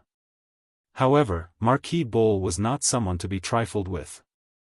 If he was not careful, he could be wiped out by the orders of chivalry just like the second prince. With the binoculars, danger could be avoided in advance. Therefore, List did not care about finding the orders of chivalry. He just repeatedly controlled the chocobos and guided them to release magic. It had clearly reached the critical point of mana release, but it still did not learn magic. This made List wonder how the players in World of Warcraft mastered magic. No one taught them, which meant that World of Warcraft would not be able to release magic for a long time. Cluck! Loki chirped, sounding like a mix of a chicken and a duck. It was now full of food, running diligently, full of magic power, and full of physical strength. It no longer needed the thorn potion to continue stimulating it. In fact, List did not have much thorn potion in stock, and he did not even have enough potions for himself. Faster, Loki! Run at full speed! Clatter! Clatter! Under List's urging, the chocobos were flying at full speed, already exceeding 200 kilometers per hour and still accelerating. The wind whistled in List's ears. He had to bend down and hug Loki's neck tightly to minimize his wind resistance and adjust his movements to keep up with Loki's rhythm. As an elite Earth Knight, his riding skills are excellent, so after several adaptations, he has been well integrated into the rhythm of Loki's running pace. At this time, Loki could cross dozens of meters in one step. It was more like gliding on the ground than running. The surrounding scenery had already lost its image, turning into a series of afterimages as it rapidly retreated. Clack! Clack! Loki's voice was also distorted by the wind and could not be heard clearly. However, List could feel that it was moving at a speed that it had never reached before. At least 250 kilometers per hour. List looked up slightly, watching the scene in front of him, equally excited. The faster Loki ran, the higher its value. Although its combat power was not good, in terms of wandering and chasing, it was definitely better than a horse. Even a dragon horse like the Black Blood horse could not compare. Clack! Clack! Loki ran and suddenly began to jump, jumping very high with each step. After jumping back and forth several times, List was a little puzzled. Why did it suddenly change to jumping when it was running well? However, the next moment, he found that things were different. This time, Loki's jump did not stop for a short period of time before landing. Instead, it was as if a cyclone was supporting it, allowing it to glide in the air less than 5 meters away from the ground. It lasted for more than 10 seconds before landing on the ground. Then it jumped again and glided in the air. Casting magic eyes, List saw that every time Loki jumped, a part of the magic in its body would be drawn. It was releasing magic. This is lightness. Mages who study wind magic basically know this kind of magic, condensing wind magic to lift the body or lift heavy objects to reduce weight. It was not a very difficult magic, and its power was limited, but with Loki, it was like a divine help. Loki's high-speed running and jumping state was equivalent to gliding on the ground, and with the use of lightness, gliding became a basic operation. Loki, jump! He gave the order. Clack! Loki responded with lightness magic. Then he jumped high. This jump was like a bouncing ball bouncing from the ground, and the height continued to rise. It was not until the ground scenery became smaller that the momentum slowed down, hovering in the air for more than 10 seconds, and finally slowly landed. There was not much movement when it landed, and the lifting of wind magic greatly reduced Loki's weight. At least 10 meters, more than the height of a 3-story building. List was very proud. Such a Loki, although still far from flying, was no longer limited to the ground. It could barely be called a flying mount. Sure enough, I became a flying knight. On the way back, the smoke serpentines lingered in front of him. Quest completed. Reward, Loki magic, lightness. Then it was replaced by new serpentines. Quest, search for the orders of chivalry of Wrath and the gathering of goats, in progress. Perhaps this is the end of Marquis Ox, but no one knows the final outcome. Please wait patiently for the end of the war. Reward, unknown reward. Another waiting quest with an unknown reward. Last time was waiting for the new year to pass, this time is waiting for the war to end. Is there anything in common? List didn't find anything special about this type of quest. He didn't bother and just looked forward to it. I don't know what the unknown reward is this time. The unknown reward for the new year was a chi. Will it also be a legendary creature this time? A unicorn that symbolizes purity, a mermaid that is as attractive as a siren, or a great elf. At the very least, a beautiful female vampire is also good. When he returned to the camp stationed in the town. Before he had time to take a sip of water, he was immediately notified to attend a meeting. Soon he knew the topic of the meeting. It turned out that his uncle Masiro had sent a secret messenger to convey some news to the count and his son. There must be something wrong with the Grand Duke's dragon, and it is a very serious problem. According to our channels in the palace, the Grand Duke has left the palace with the dragon, and his whereabouts are unknown. Whereabouts unknown? Yes, no one has found out where the Grand Duke has gone, including the Sapphire family. Many people don't know where the Grand Duke has gone. Chapter 390. The Sapphire Dragon did not live in the Sapphire Grand Duke's castle, the Blue Sky Mountain Palace. Instead, it rested in the cliff valley at the foot of the Blue Sky Mountain Palace, which was called the Blue Dragon Garden. The Blue Dragon Garden was huge, probably larger than Coral Island. Every day, palace servants entered the Blue Dragon Garden to pick up the gems produced by the Sapphire Dragon and look for mineral deposits that had been infected with crystals. Sometimes, the major guilds would train blue blood orders of chivalry in the Blue Dragon Garden, or hunt in the Blue Dragon Garden. A large number of beasts and World of Warcraft were raised here as food for the Sapphire Dragon. At the time of the dragon slaying incident, the Grand Duke was hunting with Marquis Bull. Then, the dragon slaying incident broke out. According to the rumors, Marquis Bull and his wizards had already secretly set up a huge magic array in the Blue Dragon Garden. When the Sapphire Dragon stepped into the magic array, the array was immediately activated and the Sapphire Dragon was seriously injured. Marquis Bull took advantage of the civil strife to escape Blue Dragon Island. The secret messenger told him everything he knew. The Grand Duke issued the order to encircle Iron Hoof Island and then left the Blue Sky Mountain Palace. It was only discovered after several days. Madame Sarit has already taken control of the palace and is purging the suspicious servants in the palace with the support of Marquis Nesta. The Sapphire Grand Duke disappeared with his dragon.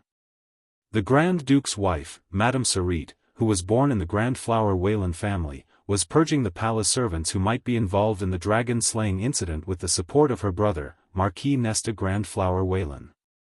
The Grand Duke's two sons and his son-in-law, Marquis Grindenton, came to encircle Iron Hoof Island. This was the current environment of the Grand Duchy of Sapphire. No one knows where the Grand Duke went. Maybe Madame Sarit knows, but no one else knows. Maybe someone knows, but we can't find out. Marquis Merlin and Brother Macero, do you have any plans? Not yet. After Marquis Merlin received your letter, he asked Sir Macero to tell you. Tell me what? Lee William listened attentively. The secret messenger replied, he has been with the Grand Duke for half his life and is very familiar with his old friend's style and methods. He hopes that you won't easily lose confidence in the Grand Duke before the dust disperses. I understand. The Count nodded and said, I also have some information here that I hope you can pass on to Brother Macero. As you wish. Obviously. After seeing off the secret messenger, Liszt expressed his opinion. Grandfather's opinion is wise and prudent. He hopes that we will wait and see and not make a hasty decision. The Grand Duke left with the Sapphire Dragon. There must be a more important plan that can determine the future plans. So we still don't do anything? Levis frowned. I always feel that this is indeed calm, but not really appropriate. What if the Eagle Kingdom intervenes? Liszt pondered for a moment and replied calmly, fight. Fight? As long as the Eagle Kingdom doesn't send out the Dragon Knight, what do we have to worry about? The Marquis family will not compromise easily. As long as we repel the orders of chivalry's attack, we will be able to prove our strength. I believe that whether it is the King of the Eagle Kingdom or the King of the Steel Ridge Kingdom, they will not mind having a group of powerful followers. This was also a well-established strategy. Before things became clear, obey the Sapphire family, show loyalty, and demonstrate value. All that was left was to choose which log to perch on. Liszt, who had experienced the baptism of war, was very high-spirited at this moment. He was not afraid of any situation. In any case, we should not miss the opportunity to kill the Marquis Bull. For the sake of the family's interests and for the sake of venting one's emotions, the rebels should be killed. Without the Marquis Bull's tricks, List would still be peacefully farming in the Flower Town, waiting for this year's order of exploration. He liked this kind of step-by-step lifestyle and did not like too many unforeseen events. Therefore, he did not have a good impression of the Marquis Bull. This was a personal sentiment. From the perspective of interests, regardless of whether the Sapphire Dragon was dead or alive, the Marquis Bull should be destroyed. If the dragon was alive, he could curry favor with the Grand Duke. If the dragon was dead, he could prove his loyalty and eliminate his competitors. The Bull family, which had transferred their heirs and wealth overseas, was definitely the domestic aristocrats' biggest competitor. Even though the land was vast and boundless, there were not many resources that could be grabbed. If the Marquis Bull ate more, the others would have to eat less. This was the general principle. After the discussion between the two sons, the Count wanted to express some far-sighted opinions. However, List had said all that needed to be said, and there was really nothing worth adding. This made him very upset. He could only grasp a few details and repeat his lines. Subsequently, he continued to look for traces of the angry orders of chivalry and the Goat Assembly. Set out on June 7th, landed in the Oxhorn city on the 11th, set out for the main city on the 13th, and captured the nameless castle of the main city on the 14th. On the 15th, he went to Oxhair city.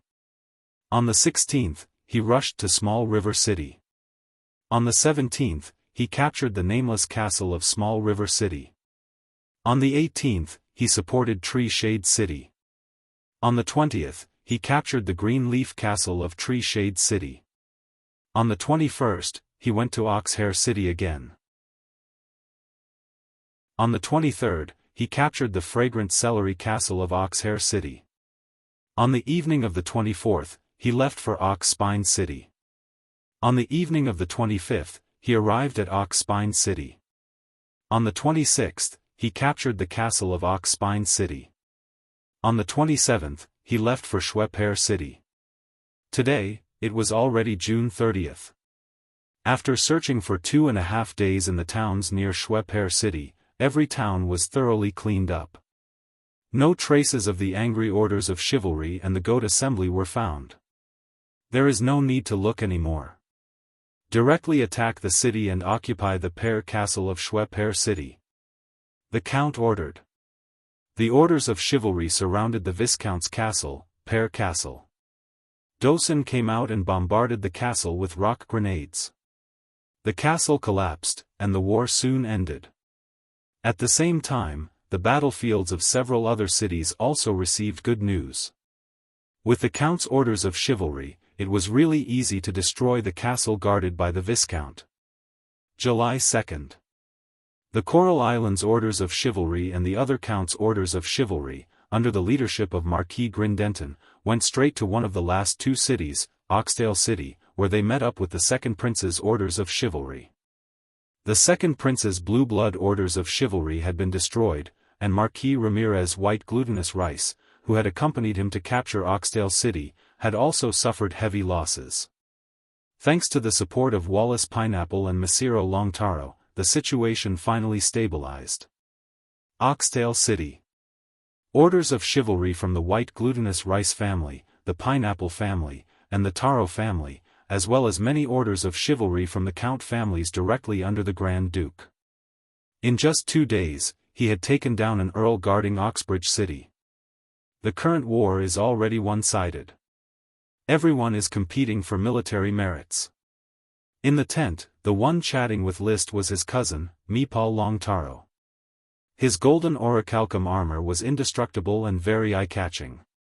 Fortunately, he had the elite orders of chivalry directly under him. The golden orichalcum armor made him less conspicuous.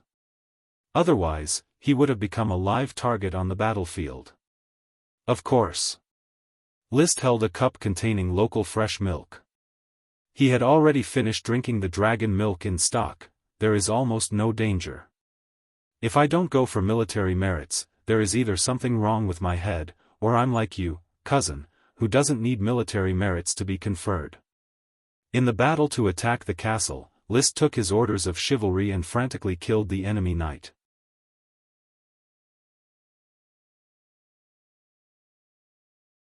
List said, just like dragon-type beasts in World of Warcraft, dragons should be able to infect greater elves. Greater elves can then borrow the mystical power of dragons to complete their own transformation and become dragon elves. Is that so? I heard that dragon elves are the servants of dragons. There is a saying that dragon elves are very close to dragons and like to live around dragons. I've read some magic books that record that dragon elves appear around evil dragons. However, there are also several magic books and knight novels that mention another interesting theory. What theory? Dragon elves are the servants of dragons, but when a dragon elf evolves into an elven king, dragons will become its mounts and be at its beck and call. Sir Baron, is there really an elven king in this world? This was a very interesting question. Perhaps most people would refute this theory and think that the elven king was just a legend, because no one had ever seen an elven king since ancient times, and there was no accurate description of an elven king. Some people said that an elven king was as big as a forest, some said that an elven king could ride a dragon. However, List replied, there is an elven king in this world. Really? What does an elven king look like? Paris asked with great interest.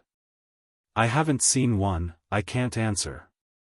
His reliance was due to the legendary creatures appearing before his eyes one after another. First was the spectre, then the dragon, then the lich, and soon the siren. Therefore, he would not be surprised if an elven king appeared in front of him one day. This world was not Earth. It did not necessarily have to abide by the theory of species evolution. Paris did not dwell on whether an elven king existed or not. She quickly thought, Sir Baron, why is the Marquis Bull not called the Marquis of Ironhoof Island, or why is his name not changed to Andy Juniper? According to the feudal system, the correct title of an aristocrat was a fief plus a title of nobility. For example, Lee William Tulip's title was Earl of Coral Island, List Tulip's title was Flower Town's Baron. Only the Marquis Bull's title was Marquis Bull, not Ironhoof Island's Marquis. This is a memorial. List knew the interesting story. Before the Sapphire family came to this part of the sea to establish a state, they were somewhere on the continent. At that time, the youngest son of the first Grand Duke had a nickname, Little Bull. He was conferred the title of Earl Bull for the first time. Subsequently, the Sapphire family established a state. Little Bull was promoted to Marquis Bull and granted the Ironhoof Island. Perhaps because he did not want to change this close relationship, the title of Marquis Bull continued. As for his name, it was more or less the same. In order to show his close relationship with the Sapphire family, his surname had always been Sapphire. Of course, it was also possible that Marquis Bull did not have the Juniper Dragon sprite. Without the Juniper Dragon sprite, the surname naturally could not be Juniper. After marching for a day, they arrived at the shore of Milk Lake. The orders of chivalry that besieged the Ironhoof Island smoothly met up and firmly surrounded the lake, ready to launch the final blow at any time. List was also making his final preparations. This was the last battle of the campaign to besiege the Ironhoof Island. If he missed this opportunity, it would be difficult to snatch military exploits again. So far, the news of the death of the Sapphire Dragon had not arrived. The possible invasion army of the Eagle Kingdom had also not arrived. The battlefield became clearer and clearer. Marquis Bull could not escape his doom. He dipped the rag in a special turpentine and slowly wiped the Sky Cutter greatsword. This kind of maintenance work could reduce the wear and tear of the weapon and increase its service life. Any weapon would eventually become a scrap as it was continuously worn out. Even if it was a heavenly weapon made of dragon teeth, it would also decay over time. It was just that the speed of decay varied. Lord Baron. The messenger knight arrived. Lord Earl wants you to get ready. In half an hour, you will follow him to attend the banquet. Got it. Half an hour later, List, who was wearing the mithril armor, followed his father Li William and brother Levis to the first prince's tent to attend the banquet tonight. Even though they were at war, they could not stop the nobles from eating and drinking. There were even wine glasses placed on the table. Were they going to drink to their heart's content at the front line of the war?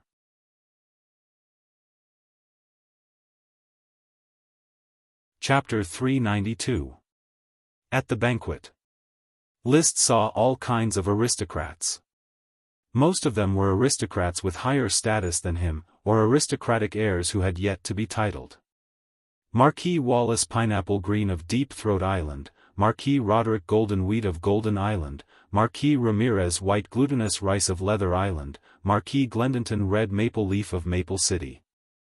Liszt counted the marquises at the banquet to increase his impression. Of the 7 marquises of the Grand Duchy, 4 were gathered here. The other 3 marquises were not present. The Marquis of the Red Shoes, Merlin Longtaro, had already retired and was enjoying his retirement at home. The Marquis of the Bull, Andy Sapphire, had become a traitor and was surrounded. The last Marquis of Quicksand City, Nesta Great Flower, was currently assisting Madame Charlotte in cleaning up the palace servants. The pattern of 7 marquises had been formed since the succession of the 5th Grand Duke and had been stable until now. Perhaps in a few days, there will only be 6 marquises left. Eating coarse food, Liszt's appetite was not very good. He still preferred to eat the food made by Mrs. Abbey. Then he observed the eldest prince and the second prince. To be precise, these 2 were only the sons of the duke and had nothing to do with the princes. However, just as the daughter of the Sapphire Grand Duke was called a princess, they were also called princes. The eldest prince, Anthony Sapphire, was 32 years old and was known as the Ice Sword Saint. The second prince, Angus Sapphire, was 27 years old and was known as the Ice Spring Sword Saint. One was a veteran sword saint and the other was a newly promoted sword saint. To be able to be called a sword saint at this age, their aptitude was good. The 2 were very similar in appearance, but they were not handsome. The eldest prince's expression was more amiable, giving people a sense of closeness like a spring breeze. The second prince, who knew if it was because of the tragic destruction of the orders of chivalry, always had a cold face and kept strangers away. I heard from my cousin that Anthony and Angus became Sky Knight after the age of 20. Their talent is indeed good, but it can't be regarded as outstanding. With the unlimited resources of the Sapphire family, it is possible for them to become a Sky Knight before adulthood. Liszt only became an Earth Knight when he became an adult. Now that he was 17, he hoped to become a Sky Knight before he turned 20. Although they had lost at the starting line, they were destined to win at the finish line. Especially when he saw the eldest prince drinking with the nobles, still enjoying countless crowds and flattery, he felt very uncomfortable. He thought maliciously, maybe the Sapphire Dragon is already dead, and the Grand Duke is already in a terrible state, but his son is here talking and laughing. He picked up the glass of juice in front of him and took a sip.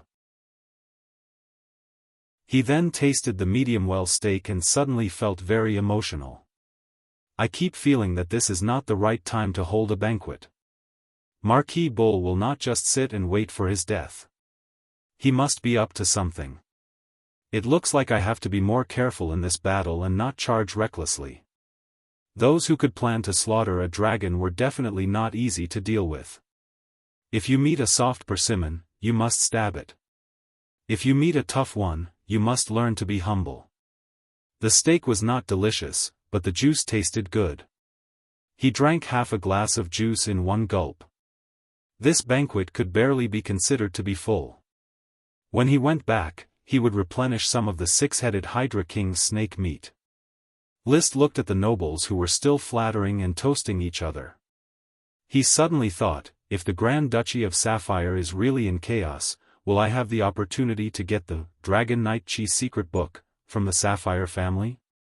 The Dragon Knight Chi secret book, written by the first Grand Duke, was left for his descendants to practice in the hope that one of them could become a Dragon Knight.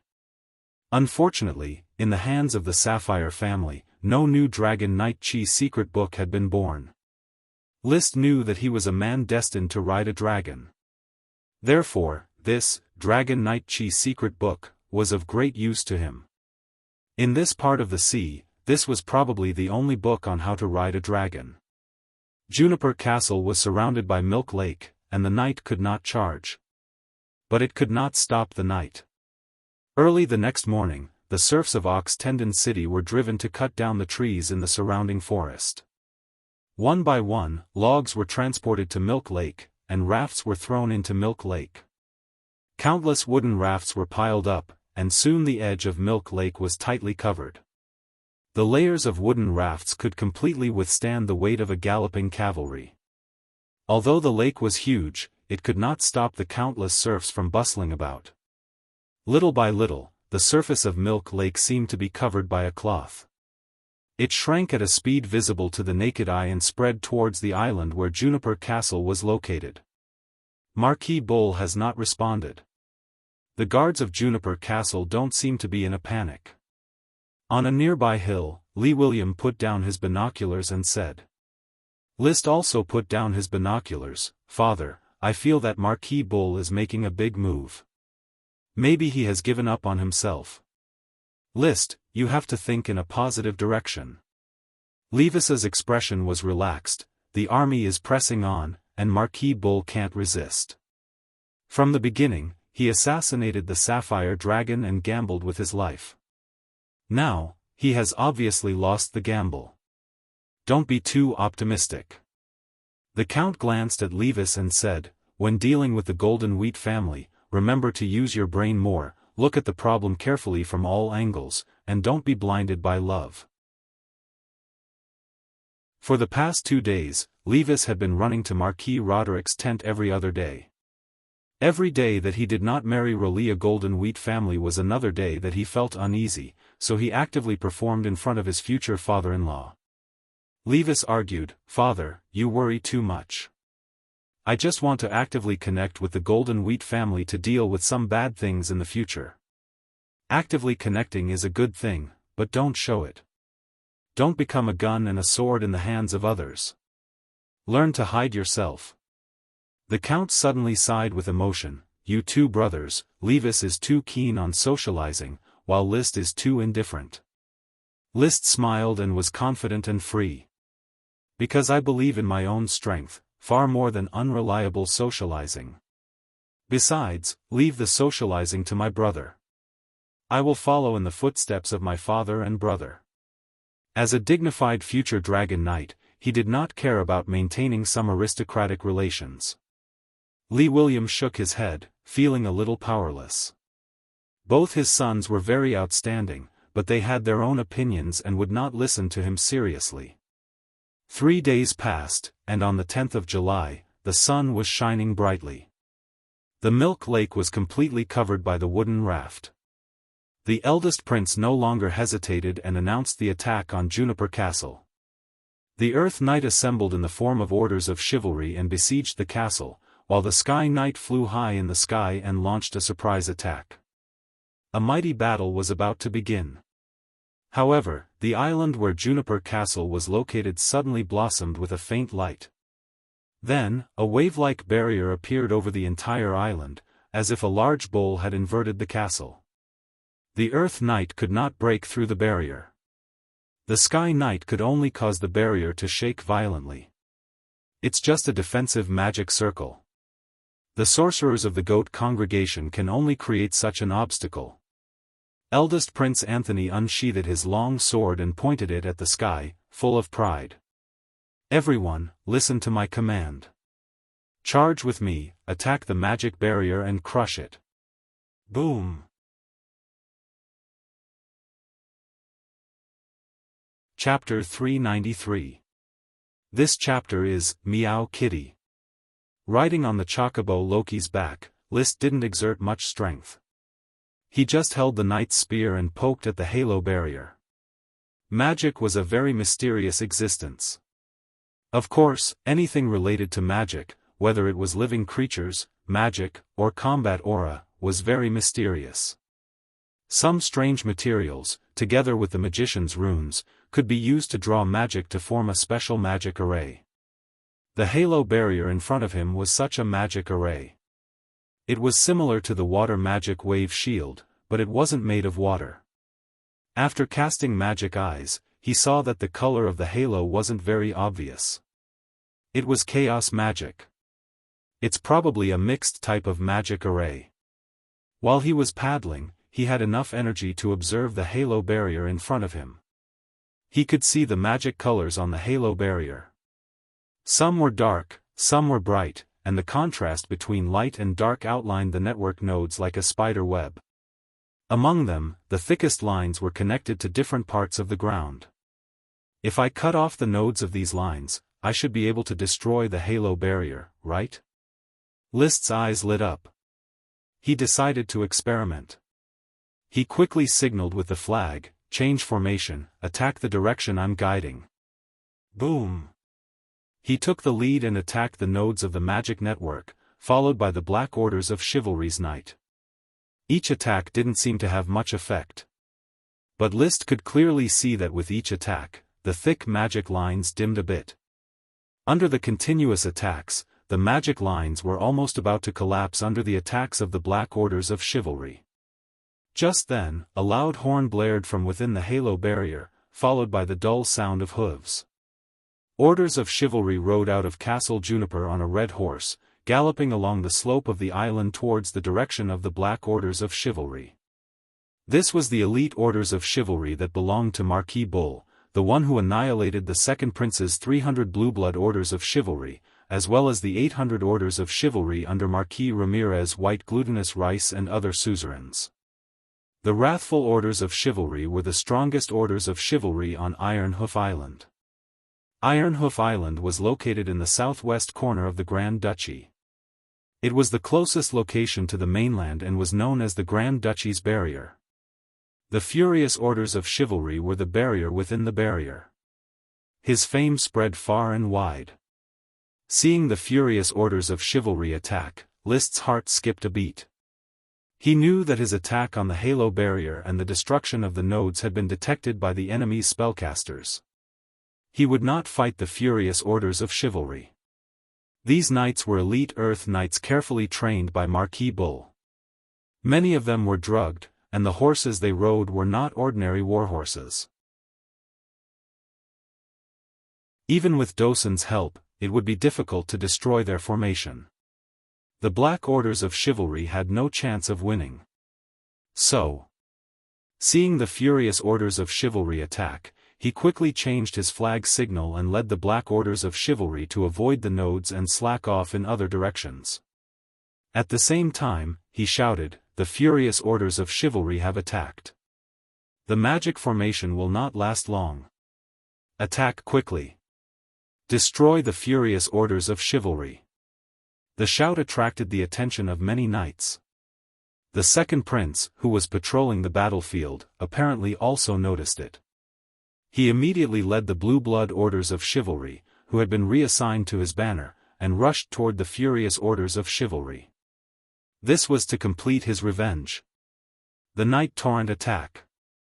Seeing that the two Orders of Chivalry, one red and one silver, were about to collide, the red furious Orders of Chivalry suddenly stopped. The silver Orders of Chivalry also immediately stopped in front of the halo barrier. They confronted each other through the barrier. What a pity. Why didn't they attack? A few more times and the magic formation will definitely collapse. In the distance, List, who was slacking, saw the two Orders of Chivalry confronting each other and could not help but curse the Second Prince for being a coward.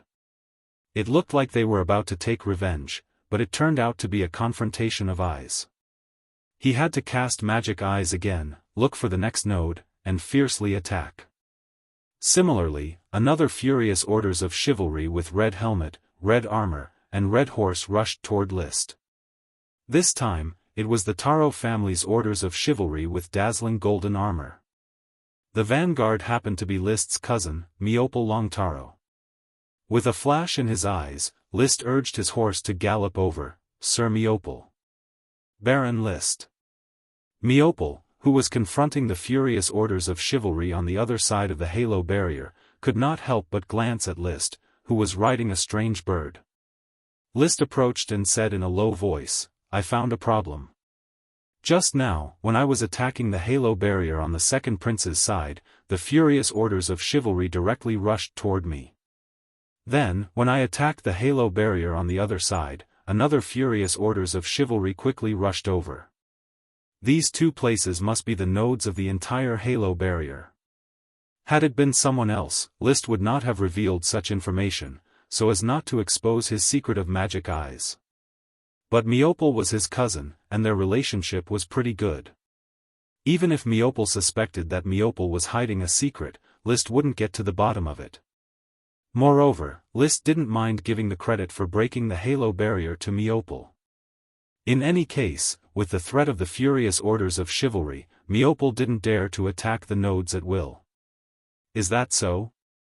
Meopel was dubious. Try it and you will know. I will support you from the side. If it succeeds, the Taro family will inevitably achieve the first meritorious service in capturing Castle Juniper. Alright, I will give it a try. Since he had already decided to marry the Grand Duke's youngest daughter, Meopel had a desire to express himself. Hearing List's words, he took advantage of the situation. Charge! The elite orders of chivalry, equipped with orichalcum armor, instantly rushed toward the halo barrier. On the opposite side, the furious orders of chivalry also instantly charged forward, with the momentum of perishing together. However, the Taro family's orders of chivalry still fiercely collided with the halo barrier. With so many orders of chivalry present, Meopel wasn't worried about his own safety. The furious orders of chivalry couldn't scare him. Moreover, the opposite side's actions proved List's words that there was a problem with the barrier. Boom! The chi connected with the knight's knight spear and fiercely collided with the halo barrier. The next moment, the originally intact halo barrier suddenly flickered several times, seemingly on the verge of collapse, but it eventually stabilized. But this point made Meopel understand that what List said was correct. He raised his knight spear and turned his horse around. Continue the charge. In the distance, the Crown Prince saw the flickering halo barrier and shouted in excitement, "The magic array won't last long. All orders of chivalry, charge with all your might and flatten Castle Juniper. Flatten Castle Juniper. Flatten Castle Juniper. Flatten Castle Juniper." The effect of the node being attacked completely ignited the rhythm of the battlefield. The orders of chivalry surrounding Juniper Castle launched an even fiercer charge. They seemed to know that it was impossible. The two furious orders of chivalry hastily rushed back to Juniper Castle without looking back. Just as they returned to Juniper Castle, Meopel led his elite orders of chivalry to charge 3 times, thoroughly breaking the halo barrier. In a split second, a chain reaction occurred, and the entire halo barrier flickered violently. Soon after, it completely dissipated. Countless orders of chivalry shouted, "Charge! Charge! Charge!" List was mixed in the ranks, neither too fast nor too slow. He just cooperated with the shouting of slogans, but he wasn't willing to occupy the front row. At this time, the numerous orders of chivalry had just set foot on the shore of the island when the sky suddenly darkened. Thunder and lightning flashed, gales whistled, and a large number of hailstones, fireballs, rocks, and water arrows crazily shot out from Juniper Castle. Wizards of the Congregation of Goats. With a roar, the Crown Prince raised his sword and soared, directly charging towards a rock falling from the sky, foolish and ignorant. This is the era of the night. Boom! The sword filled with chi slashed out, splitting the rock into pieces. The Crown Prince's figure was high in the air, his black cloak fluttering in the wind, his imposing manner unparalleled. Under his leadership, one Sky Knight after another rushed out from the orders of chivalry and soared into the air, starting to bombard Juniper Castle indiscriminately.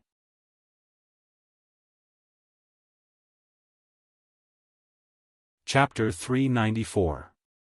This chapter is, My Horse Feeds the Goats. There had to be a reason why the era chose the knight to rule the world. The current battle scene vividly displayed the disadvantage of the magicians. When the orders of chivalry charged, when the Sky Knight soared into the air, the free mana in the air became chaotic, and the great magicians could no longer release the magic they were so proud of. Fort Juniper's seemingly overwhelming counterattack vanished in the blink of an eye, leaving only the shouts of the knight. Arrows imbued with combat energy continuously struck the walls of Fort Juniper, peeling off the hard rocks that were watered with glutinous rice juice. There were only sporadic counterattacks from within the fort. Under the siege of nearly 10,000 knight, the knights could not even lift their heads and were suppressed to the point of suffocation. Moreover, there was still the Sky Knight bombing from a fixed point. As he soared into the air, he swung his long sword, and every time he struck, he would be able to repel the last bit of counterattack. The battle was just as everyone had expected before the banquet began. It was a one-sided situation. Fort Juniper was in imminent danger. Liszt, who was slacking off, watched as the Sky Knight attacked from the air and the Earth Knight attacked from the ground. The combined attacks of land and air could destroy Fort Juniper at any time. He could not help but feel anxious. How could this be? It's completely different from what I imagined. The Marquis Bull has no way of fighting back.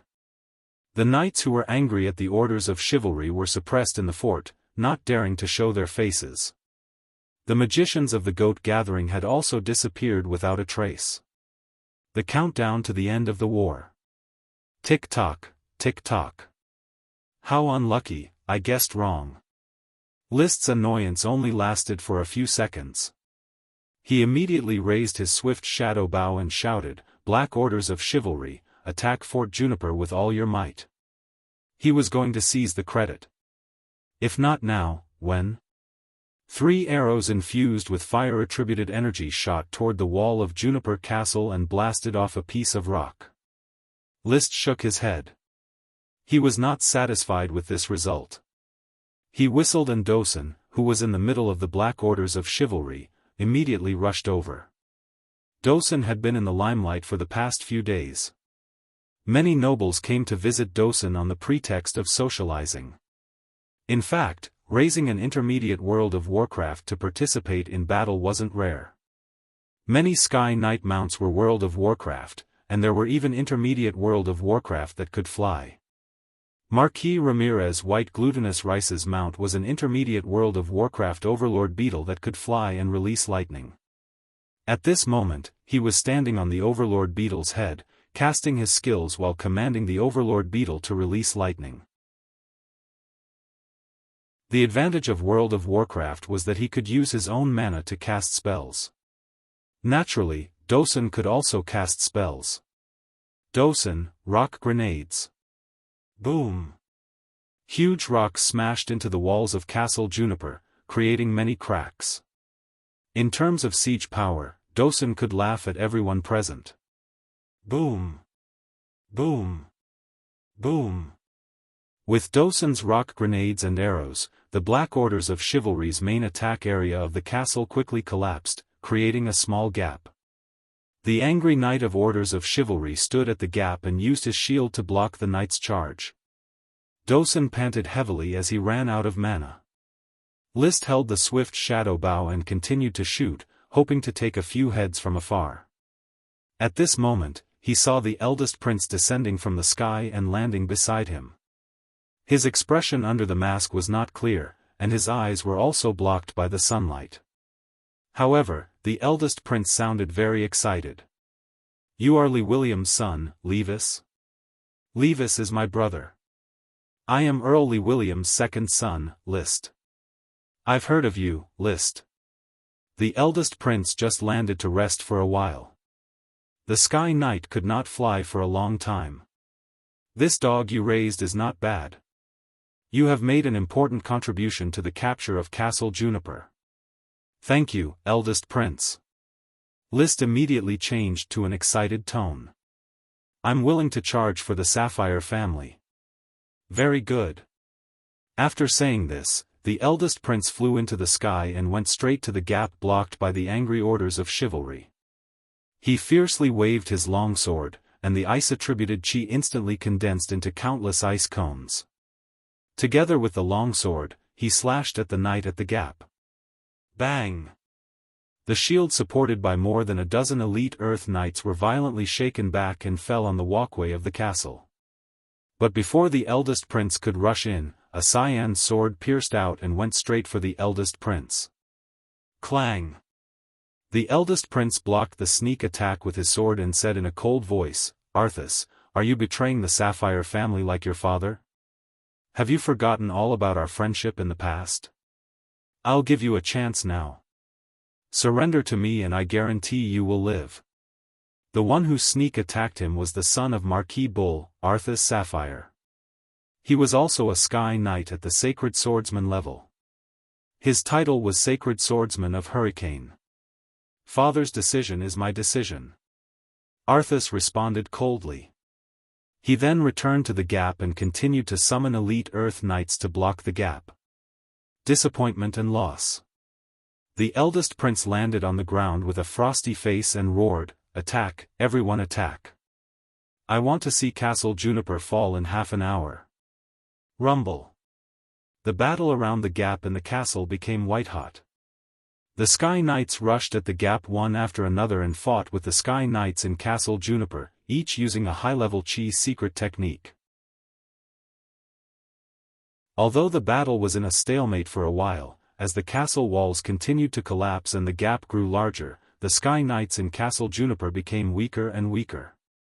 List had already run out of arrows. He stopped attacking on his chocobos and watched the Sky Knights fight.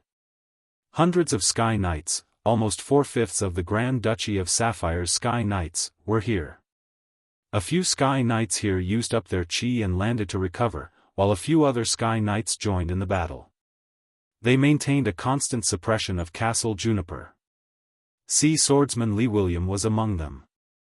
As a Sacred Swordsman level Sky Knight, his performance was outstanding. Apart from a few veteran Perfect Swordsman level Sky Knights, he was probably one of the strongest Sacred Swordsmen. This Battle of Castle Juniper will probably be recorded in the history of the Grand Duchy of Sapphire. This is an epic battle. List's blood was boiling.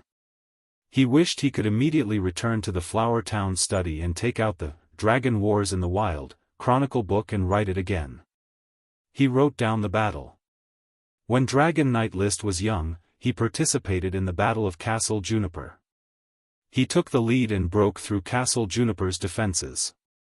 As an elite Earth Knight, he accomplished what a group of Sky Knights could not. Subsequently, with his help, the Grand Duchy of Sapphire's Knights captured Castle Juniper. Immediately after, he felt that he had to add, the eldest son of the Sapphire Grand Duke personally pays his highest tribute to List. However, just when everyone felt that victory was in their grasp and that Castle Juniper was about to be captured, suddenly, dark clouds rolled over the castle. The sun disappeared in the clouds and the sky suddenly became gloomy. Immediately afterward, a blue light shot out from the highest spire of Castle Juniper and pierced the dark clouds. Rumble, rumble, rumble, rumble of thunder shook the dark clouds. Such a huge change made all the knights pause their attacks. Staring at the bright blue light, the surging atmosphere of war instantly stagnated. "Anthony, are you so eager for your uncle to die?" There was only one voice between heaven and earth. It seemed to come from the castle and the dark clouds. The next moment, the light converged. The angry orders of chivalry at the gap in the castle inexplicably cheered and made way. 10 seconds later, a tall figure appeared at the gap. A figure that was twice as tall as a normal person. A pitch-black armor covered his whole body from head to toe. However, the front of the bullhead-shaped helmet and the eye area were emitting blue flames, looking cold and grim. In the hands of the tall figure was a curved greatsword. To be precise, it was a curved greatsword made of bone, which was also emitting blue flames. Pitch-black armor, blue flames, and a huge figure that was twice as tall as a person. All of them exuded a great sense of oppression. He just stood there, but not a single knight dared to attack him. No one had recovered from the shock. They had seen tall humans, but they had never seen a human twice as tall as a normal person. Not to mention that his eyes could emit blue flames.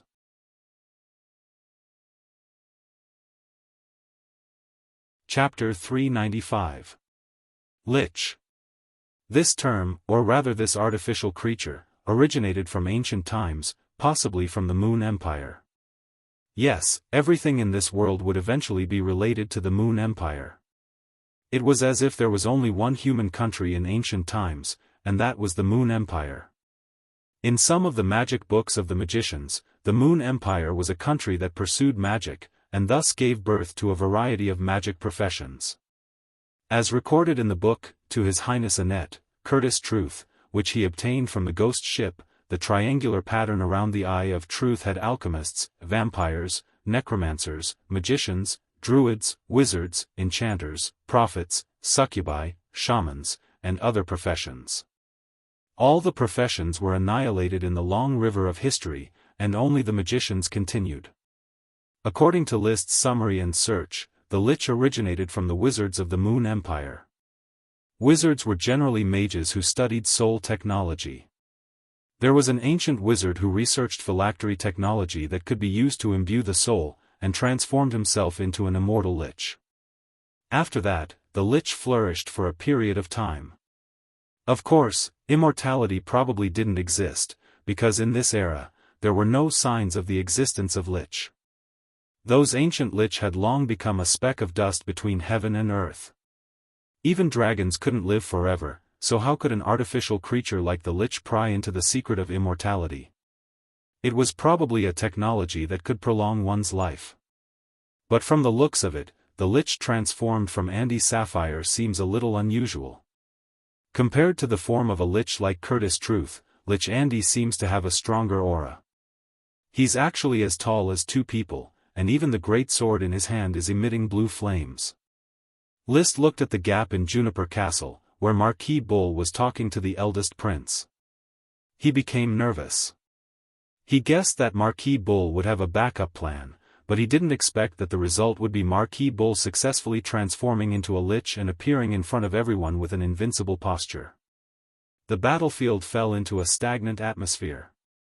The eldest prince, Anthony, landed on the ground and looked up at the tall Lich Andy.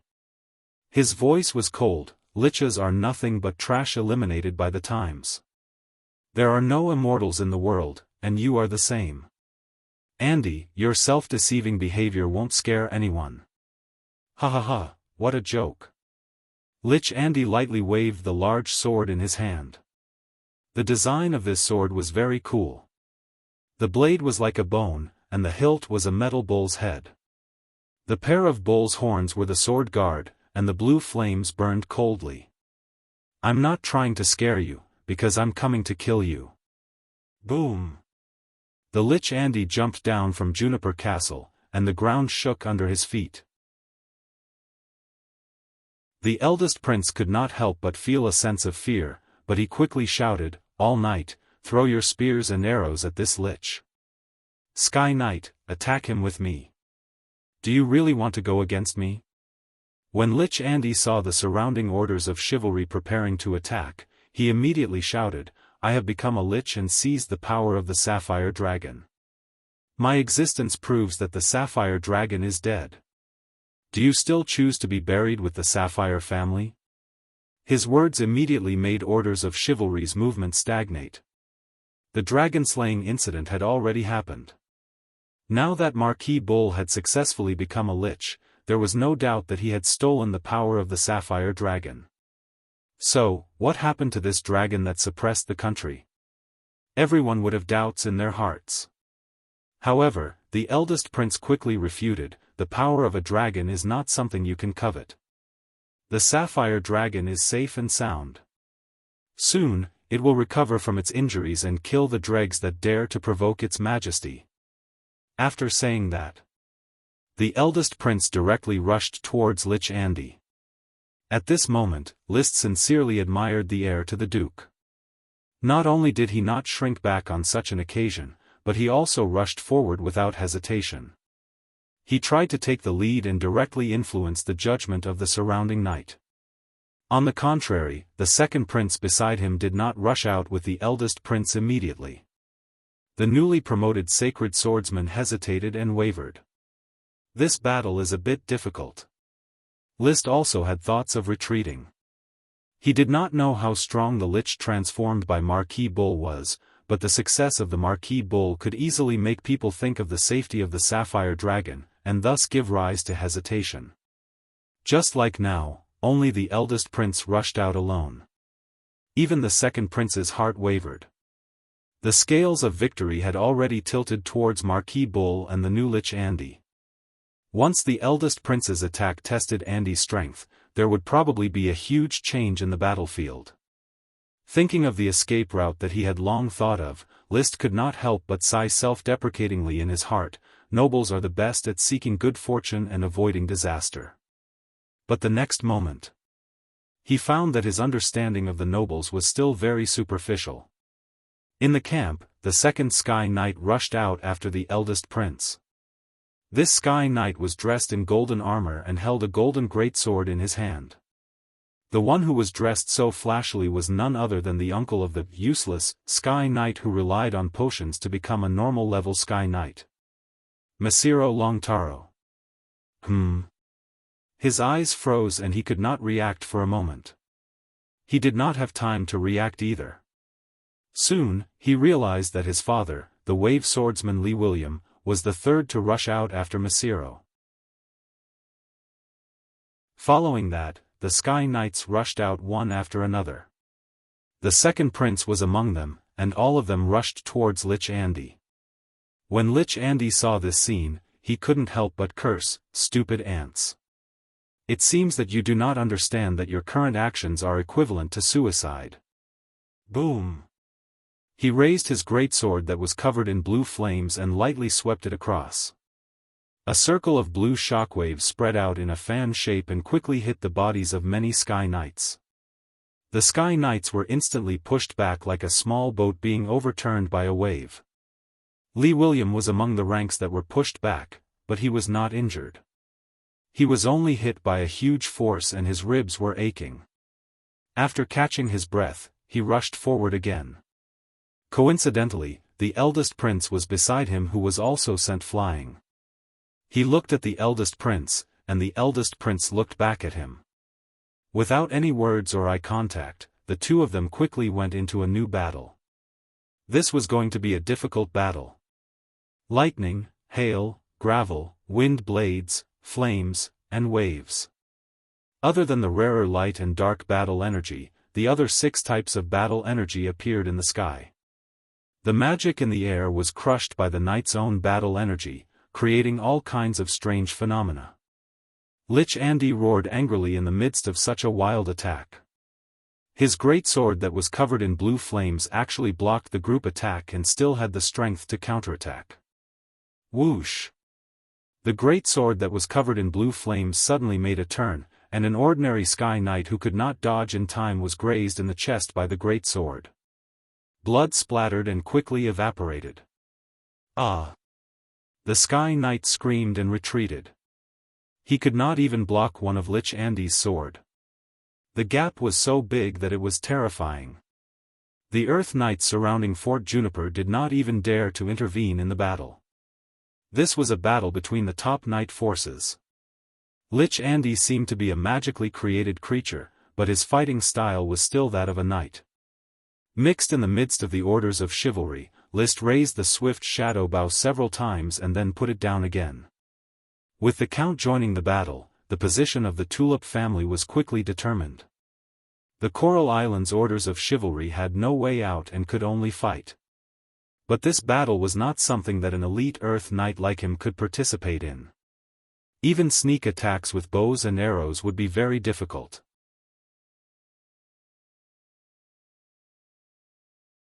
Chapter 396. In World of Warcraft, Lich King Arthas had a godly weapon called Frostmourne. Now that Marquis Bull had a similar greatsword that emitted blue flames, it reminded Liszt of another godly weapon called Happy Flames. Of course.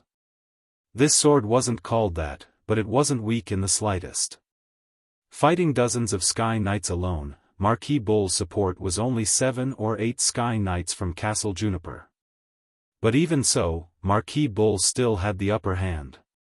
His greatsword that emitted blue flames could severely injure a Sky Knight from time to time. How can an ant understand the power of a lich? Marquis Bull laughed sinisterly as he slashed out with his sword. A Sky Knight couldn't dodge in time and had his arm cut off on the spot. He was completely crippled, screaming as he fell to the ground. Fortunately, the knights on the ground rushed over and rescued him in time, saving his life. But he was just the beginning. A minute later, another Sky Knight was heavily injured. Half of his waist was slashed by the greatsword that emitted blue flames, almost cutting him in half. If not for his high-grade chi forcefully stopping the bleeding, he would probably have died. "Commander, what should we do?"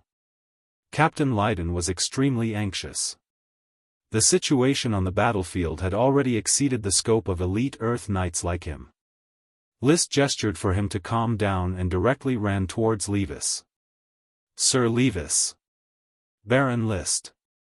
Levis led the red and yellow orders of chivalry and did not move either, but his expression was as blank and anxious as Captain Lydon's. "Are you planning to escape?" "What?" Levis screamed and then lowered his voice. "Are you crazy? Father is fighting right now." He still had family and rationality. He wasn't scared out of his wits by the battlefield. List calmed himself down and said directly, "We can't interfere in the Sky Knights' battle, but Castle Juniper is right in front of us. Since Father has decided to fight, we shouldn't stop." Levis waved his hand. "If you have a plan, just say it.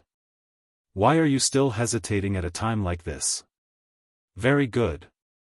Contact the orders of chivalry immediately. We will avoid the main battlefield and continue to attack Fort Juniper." List's voice was calm. His nervousness didn't make him lose his mind. On the contrary, his mind became more active. He looked at Levis, who seemed to be grasping at a life-saving straw, and said in a clear voice, "We must advance and retreat together with Father. This means that we must have the faith to win. In that case, they could not lose the credit for conquering Castle Juniper. You contact the Golden Wheats family, I'll contact the Taro family. We can take it down." List immediately interrupted, "Nonsense, can't you see the gap in the castle? If everyone attacks together, no matter how big the castle is, we can flatten it. Hurry up and contact them." "Okay." Levis clenched his teeth and obeyed List's arrangement. The two brothers, one on the left and one on the right, began to contact the leaderless orders of chivalry. The Sky Knights had all run off to fight the Lich Andy, and no one paid attention to the small Castle Juniper. However, List could clearly see that Castle Juniper was absolutely the key. There were two reasons. The first was that the Lich had a phylactery. According to Curtis Truth's situation, the phylactery wasn't fatal and was only the coordinates of her return from the land of exile. But this wasn't necessarily the case for Andy Saphylactery. The second reason was that conquering Castle Juniper would at least disturb Marquis Bull's mentality. After all, it was his lair. There might be a lot of wealth inside, as well as many wizards from the Goat Assembly. The connection went smoothly. Meopal immediately nodded. "I understand. I will contact the other families. With our strength, we can directly capture Castle Juniper." About 5 minutes later, the battle in the sky reached its climax. More than 10 Sky Knights were heavily injured, and the Bull Marquis had also been hit a few times. His armor was damaged, and even more blue flames appeared. At the same time, with the Knight of the Taro family and the Golden Wheatear family taking the lead, the orders of chivalry once again charged towards Castle Juniper. The elite Earth Knights climbed the gap one after another and started a fierce battle with the furious orders of chivalry. With their lords fighting in the sky, the Earth Knights on the ground naturally didn't dare to slack off. Especially the heir of the family. In order to share the burden of his father, he couldn't wait to capture Castle Juniper. List mixed in with the charging troops. He wasn't too high-profile, nor was he greedy for this bit of achievement. The series of attacks originated from him, so in any case, his share of the achievement was indispensable. Moreover, the first prince had already affirmed his other achievement in the siege. He was in the limelight. As long as they won the war, the title of Viscount would be theirs. If he were to be too high-profile now, he wouldn't even know how he died if the Marquis Bull were to casually strike him. The battle in the sky and the castle was in full swing. Around Castle Juniper, the climax of the epic battle rose one after another. 15 minutes later, the Orders of Chivalry finally broke through the blockade of the furious Orders of Chivalry and rushed into Castle Juniper. They began a frenzied massacre of the castle's personnel. Ants! How dare you! The Marquis Bull noticed the situation in Castle Juniper. He turned around and roared, wanting to rush over to stop it. However, he was entangled by the first prince and the other Sky Knights. As they became familiar with the Marquis Bull's strength, the Sky Knights didn't continue to lose members. They were barely able to stabilize their position and stall the Marquis Bull. The first prince soared into the sky and roared, "Knights, flatten Castle Juniper. I am with you. Flatten Castle Juniper. Flatten Castle Juniper." The Orders of Chivalry shouted slogans and began an even more frenzied attack. List also shouted a few times and led Yuna's and the other elite Earth Knights into the castle. He didn't go in any direction, instead, he looked for the Marquis Bull's study. In his view, the importance of knowledge was far greater than the castle's other wealth. With magic eyes, he could easily avoid powerful opponents. The elite Earth Knights blocked his way, so he directly bypassed them and specifically dealt with the weak ordinary Earth Knights. Soon, he rushed to the third floor of the castle and found the location of the study. "Yunas, guard the door, I have something to look for. Hurry up." There were bookshelves in the study, neatly stacked with books, but List didn't rummage through them. They were mostly decorative objects, just like the bookshelves in the Flower Town. He looked at the desk. The most important secret books, the ones that the Marquis Bull often read, must be on the desk. Sure enough, there was a stack of books on the desk. On the top, List glimpsed the title of the book, A Night in the Piano Room with Miss Havana. He didn't think much about it and directly stuffed the stack of books into the gem space. He found several books from other corners and stuffed them into the gem space without looking at them. There was a set of silver-white knight armor hanging on the wall. He took it off without hesitation and stuffed it into the gem space. The armor that could be stored in this study was definitely not ordinary.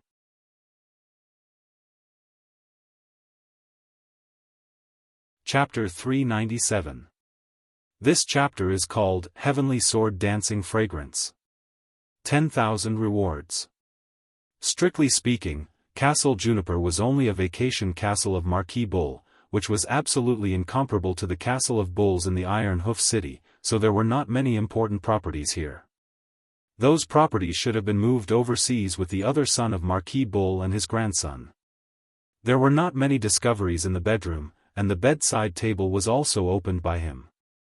It was full of sundries, but there were no books. However, right above the bedside wall, there was a portrait of the wife of Duke Bull, a middle-aged woman. The woman had a necklace around her neck. In the vision of the magic eye, the pink gem inlaid under the necklace turned out to be real. He easily removed the gem and put it into the gem space. After carefully observing again and finding no magic items, he hurriedly came out and said in a calm voice, "It's all empty. There is nothing good left in this castle. This is just a place where Marquis Bull took refuge. There will certainly be no wealth," Jonas said matter-of-factly. "Let's go and find the Goat Assembly's wizards." Jonas said excitedly, "Good.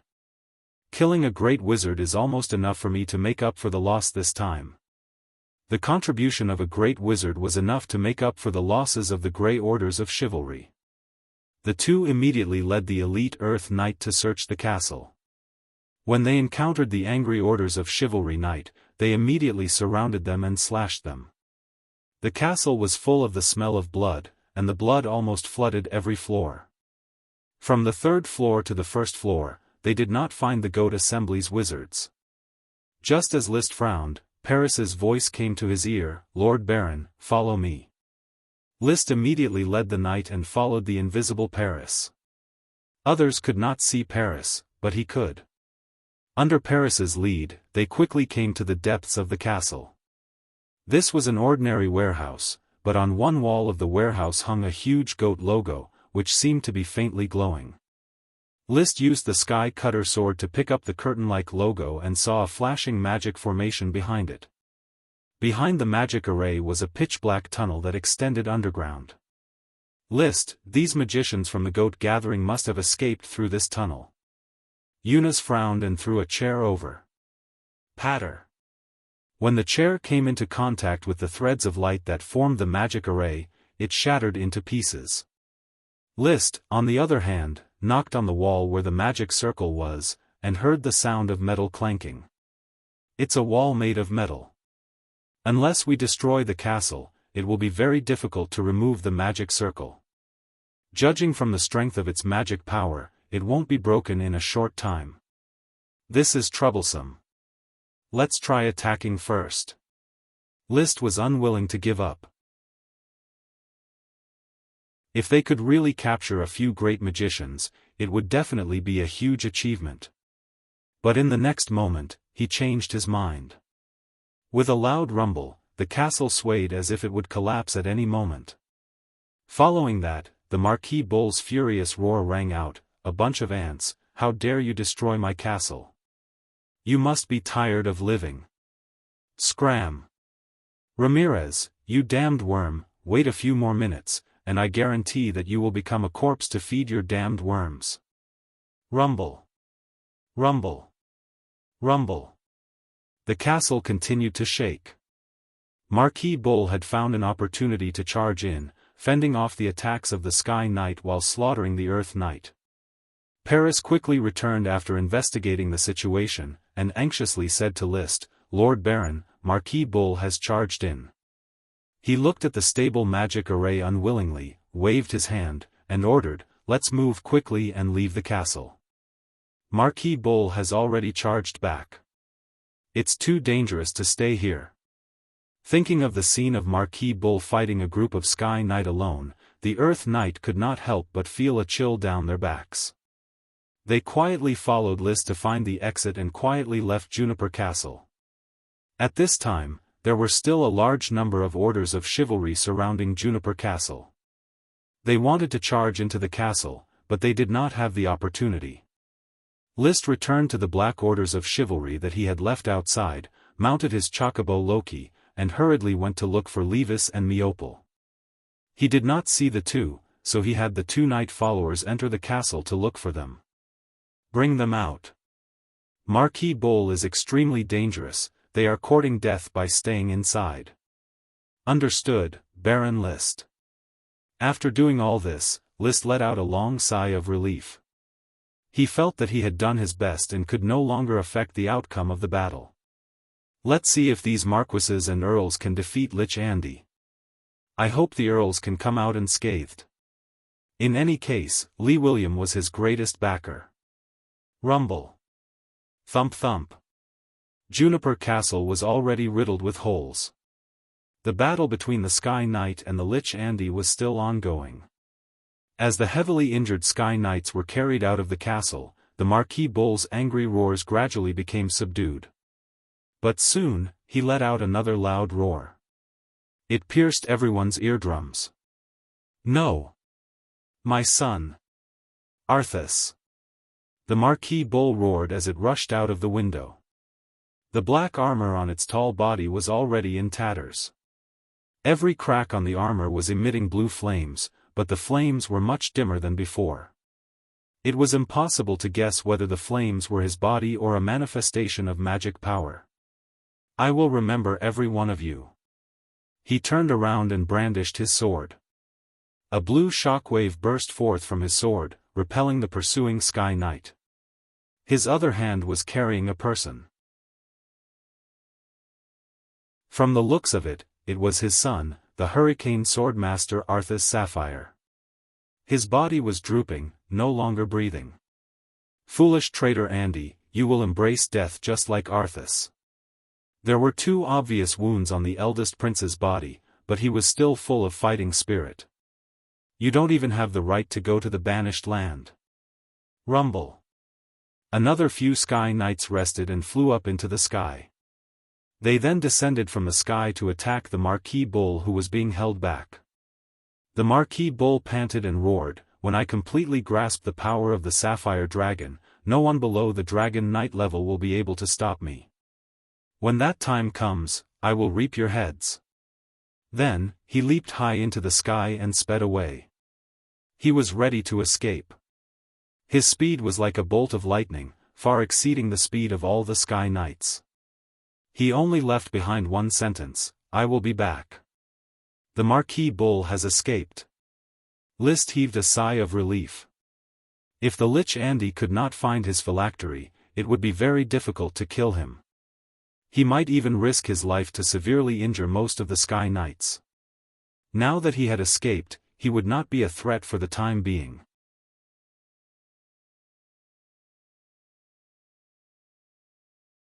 Chapter 398. Cough cough, the smoke and dust dispersed.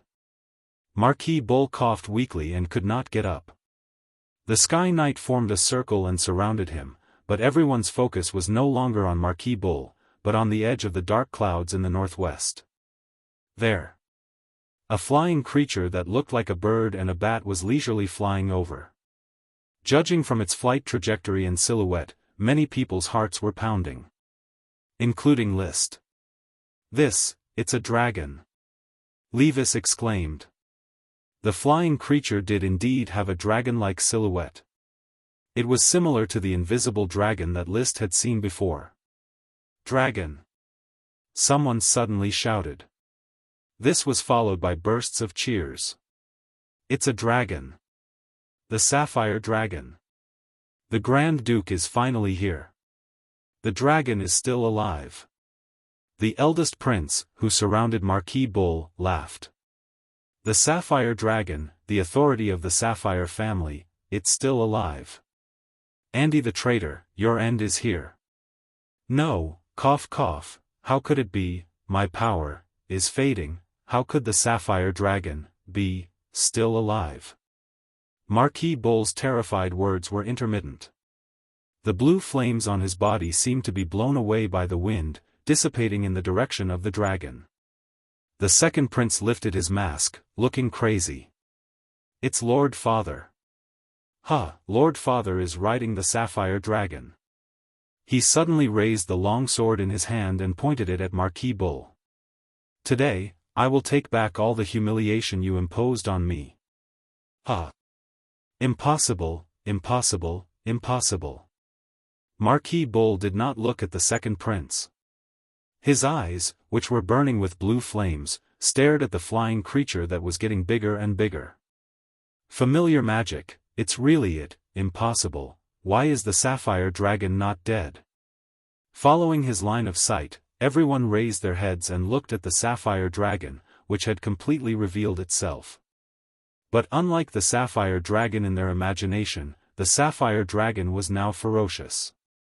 Large pieces of skin and flesh had decayed, and the flesh had turned outwards from the decayed wounds.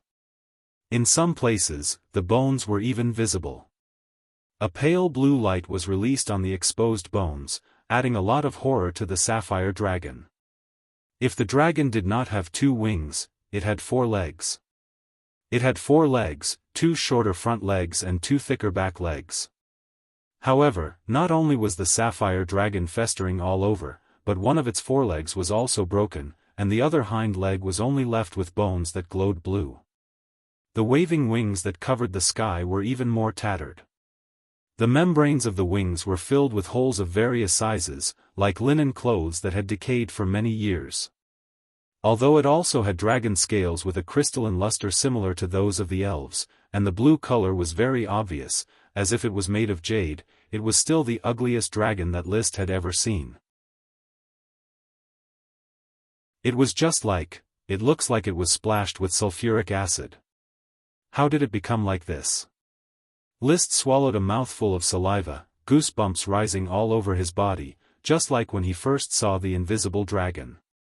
Dosun's dog hair stood up, and Loki's feathers stood on end. The surrounding orders of chivalry's horses became irritable, and if it were not for the knight pulling them, they would definitely turn around and run. Unlike the magic outline of the dragon he saw last time, this time Liszt saw a real dragon, the sapphire dragon that suppressed the Grand Duchy of Sapphire. Levis described to me that the sapphire dragon is a magical and incredible creature that combines beauty and power. However, the sapphire dragon in front of him was a completely disfigured dragon. Was it caused by the Marquis Bull's sneak attack, or did something happen when the sapphire Grand Duke was treating it? Doubts swirled in his mind. The next moment, the sapphire dragon, wrapped in a strong wind, descended from the sky and landed in the open space left after the Sky Knight dispersed, facing the Marquis Bull lying on the ground. The dragon landed on both feet and supported its body. It was about 4 stories high, and its wingspan was probably more than 50 meters. After shrinking, it was still the size of a building. It was many times larger than the invisible dragon that Liszt had seen, and its dragon's might was also many times stronger.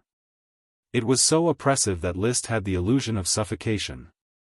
He endured the discomfort, cast magic eyes, and observed the sapphire dragon in another way. There was a vigorous blue light in its body, but it was not water magic. The magic had huge broken sections on the surface of its body, and each broken section corresponded to a rotten part. It was supposed to be a beautiful treasure, but because of these broken sections, its aura was messy. It aimed at the frightened Marquis Bull on the ground, opened its mouth, and made to bite down. Liszt could clearly see the same blue light in the Marquis Bull's body. These lights were visible to the naked eye, and they quickly converged on the sapphire dragon, repairing the broken sections of magic in its body. Just as the sapphire dragon was about to bite the Marquis Bull, a majestic voice sounded, "Sapphire, be patient."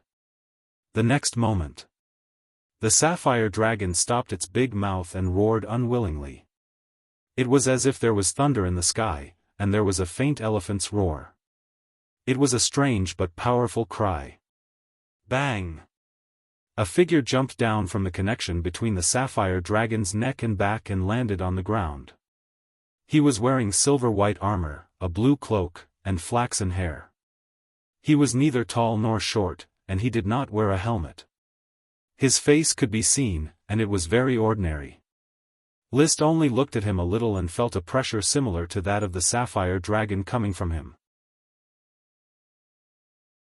It turned into a pair of big hands, strangling his throat, and gave him the illusion of suffocation again. Whoosh! Liszt forced his chi to dispel this uncomfortable feeling. At the same time, under the leadership of the eldest prince, all the Sky Knights had knelt on one knee and shouted, "Grand Duke."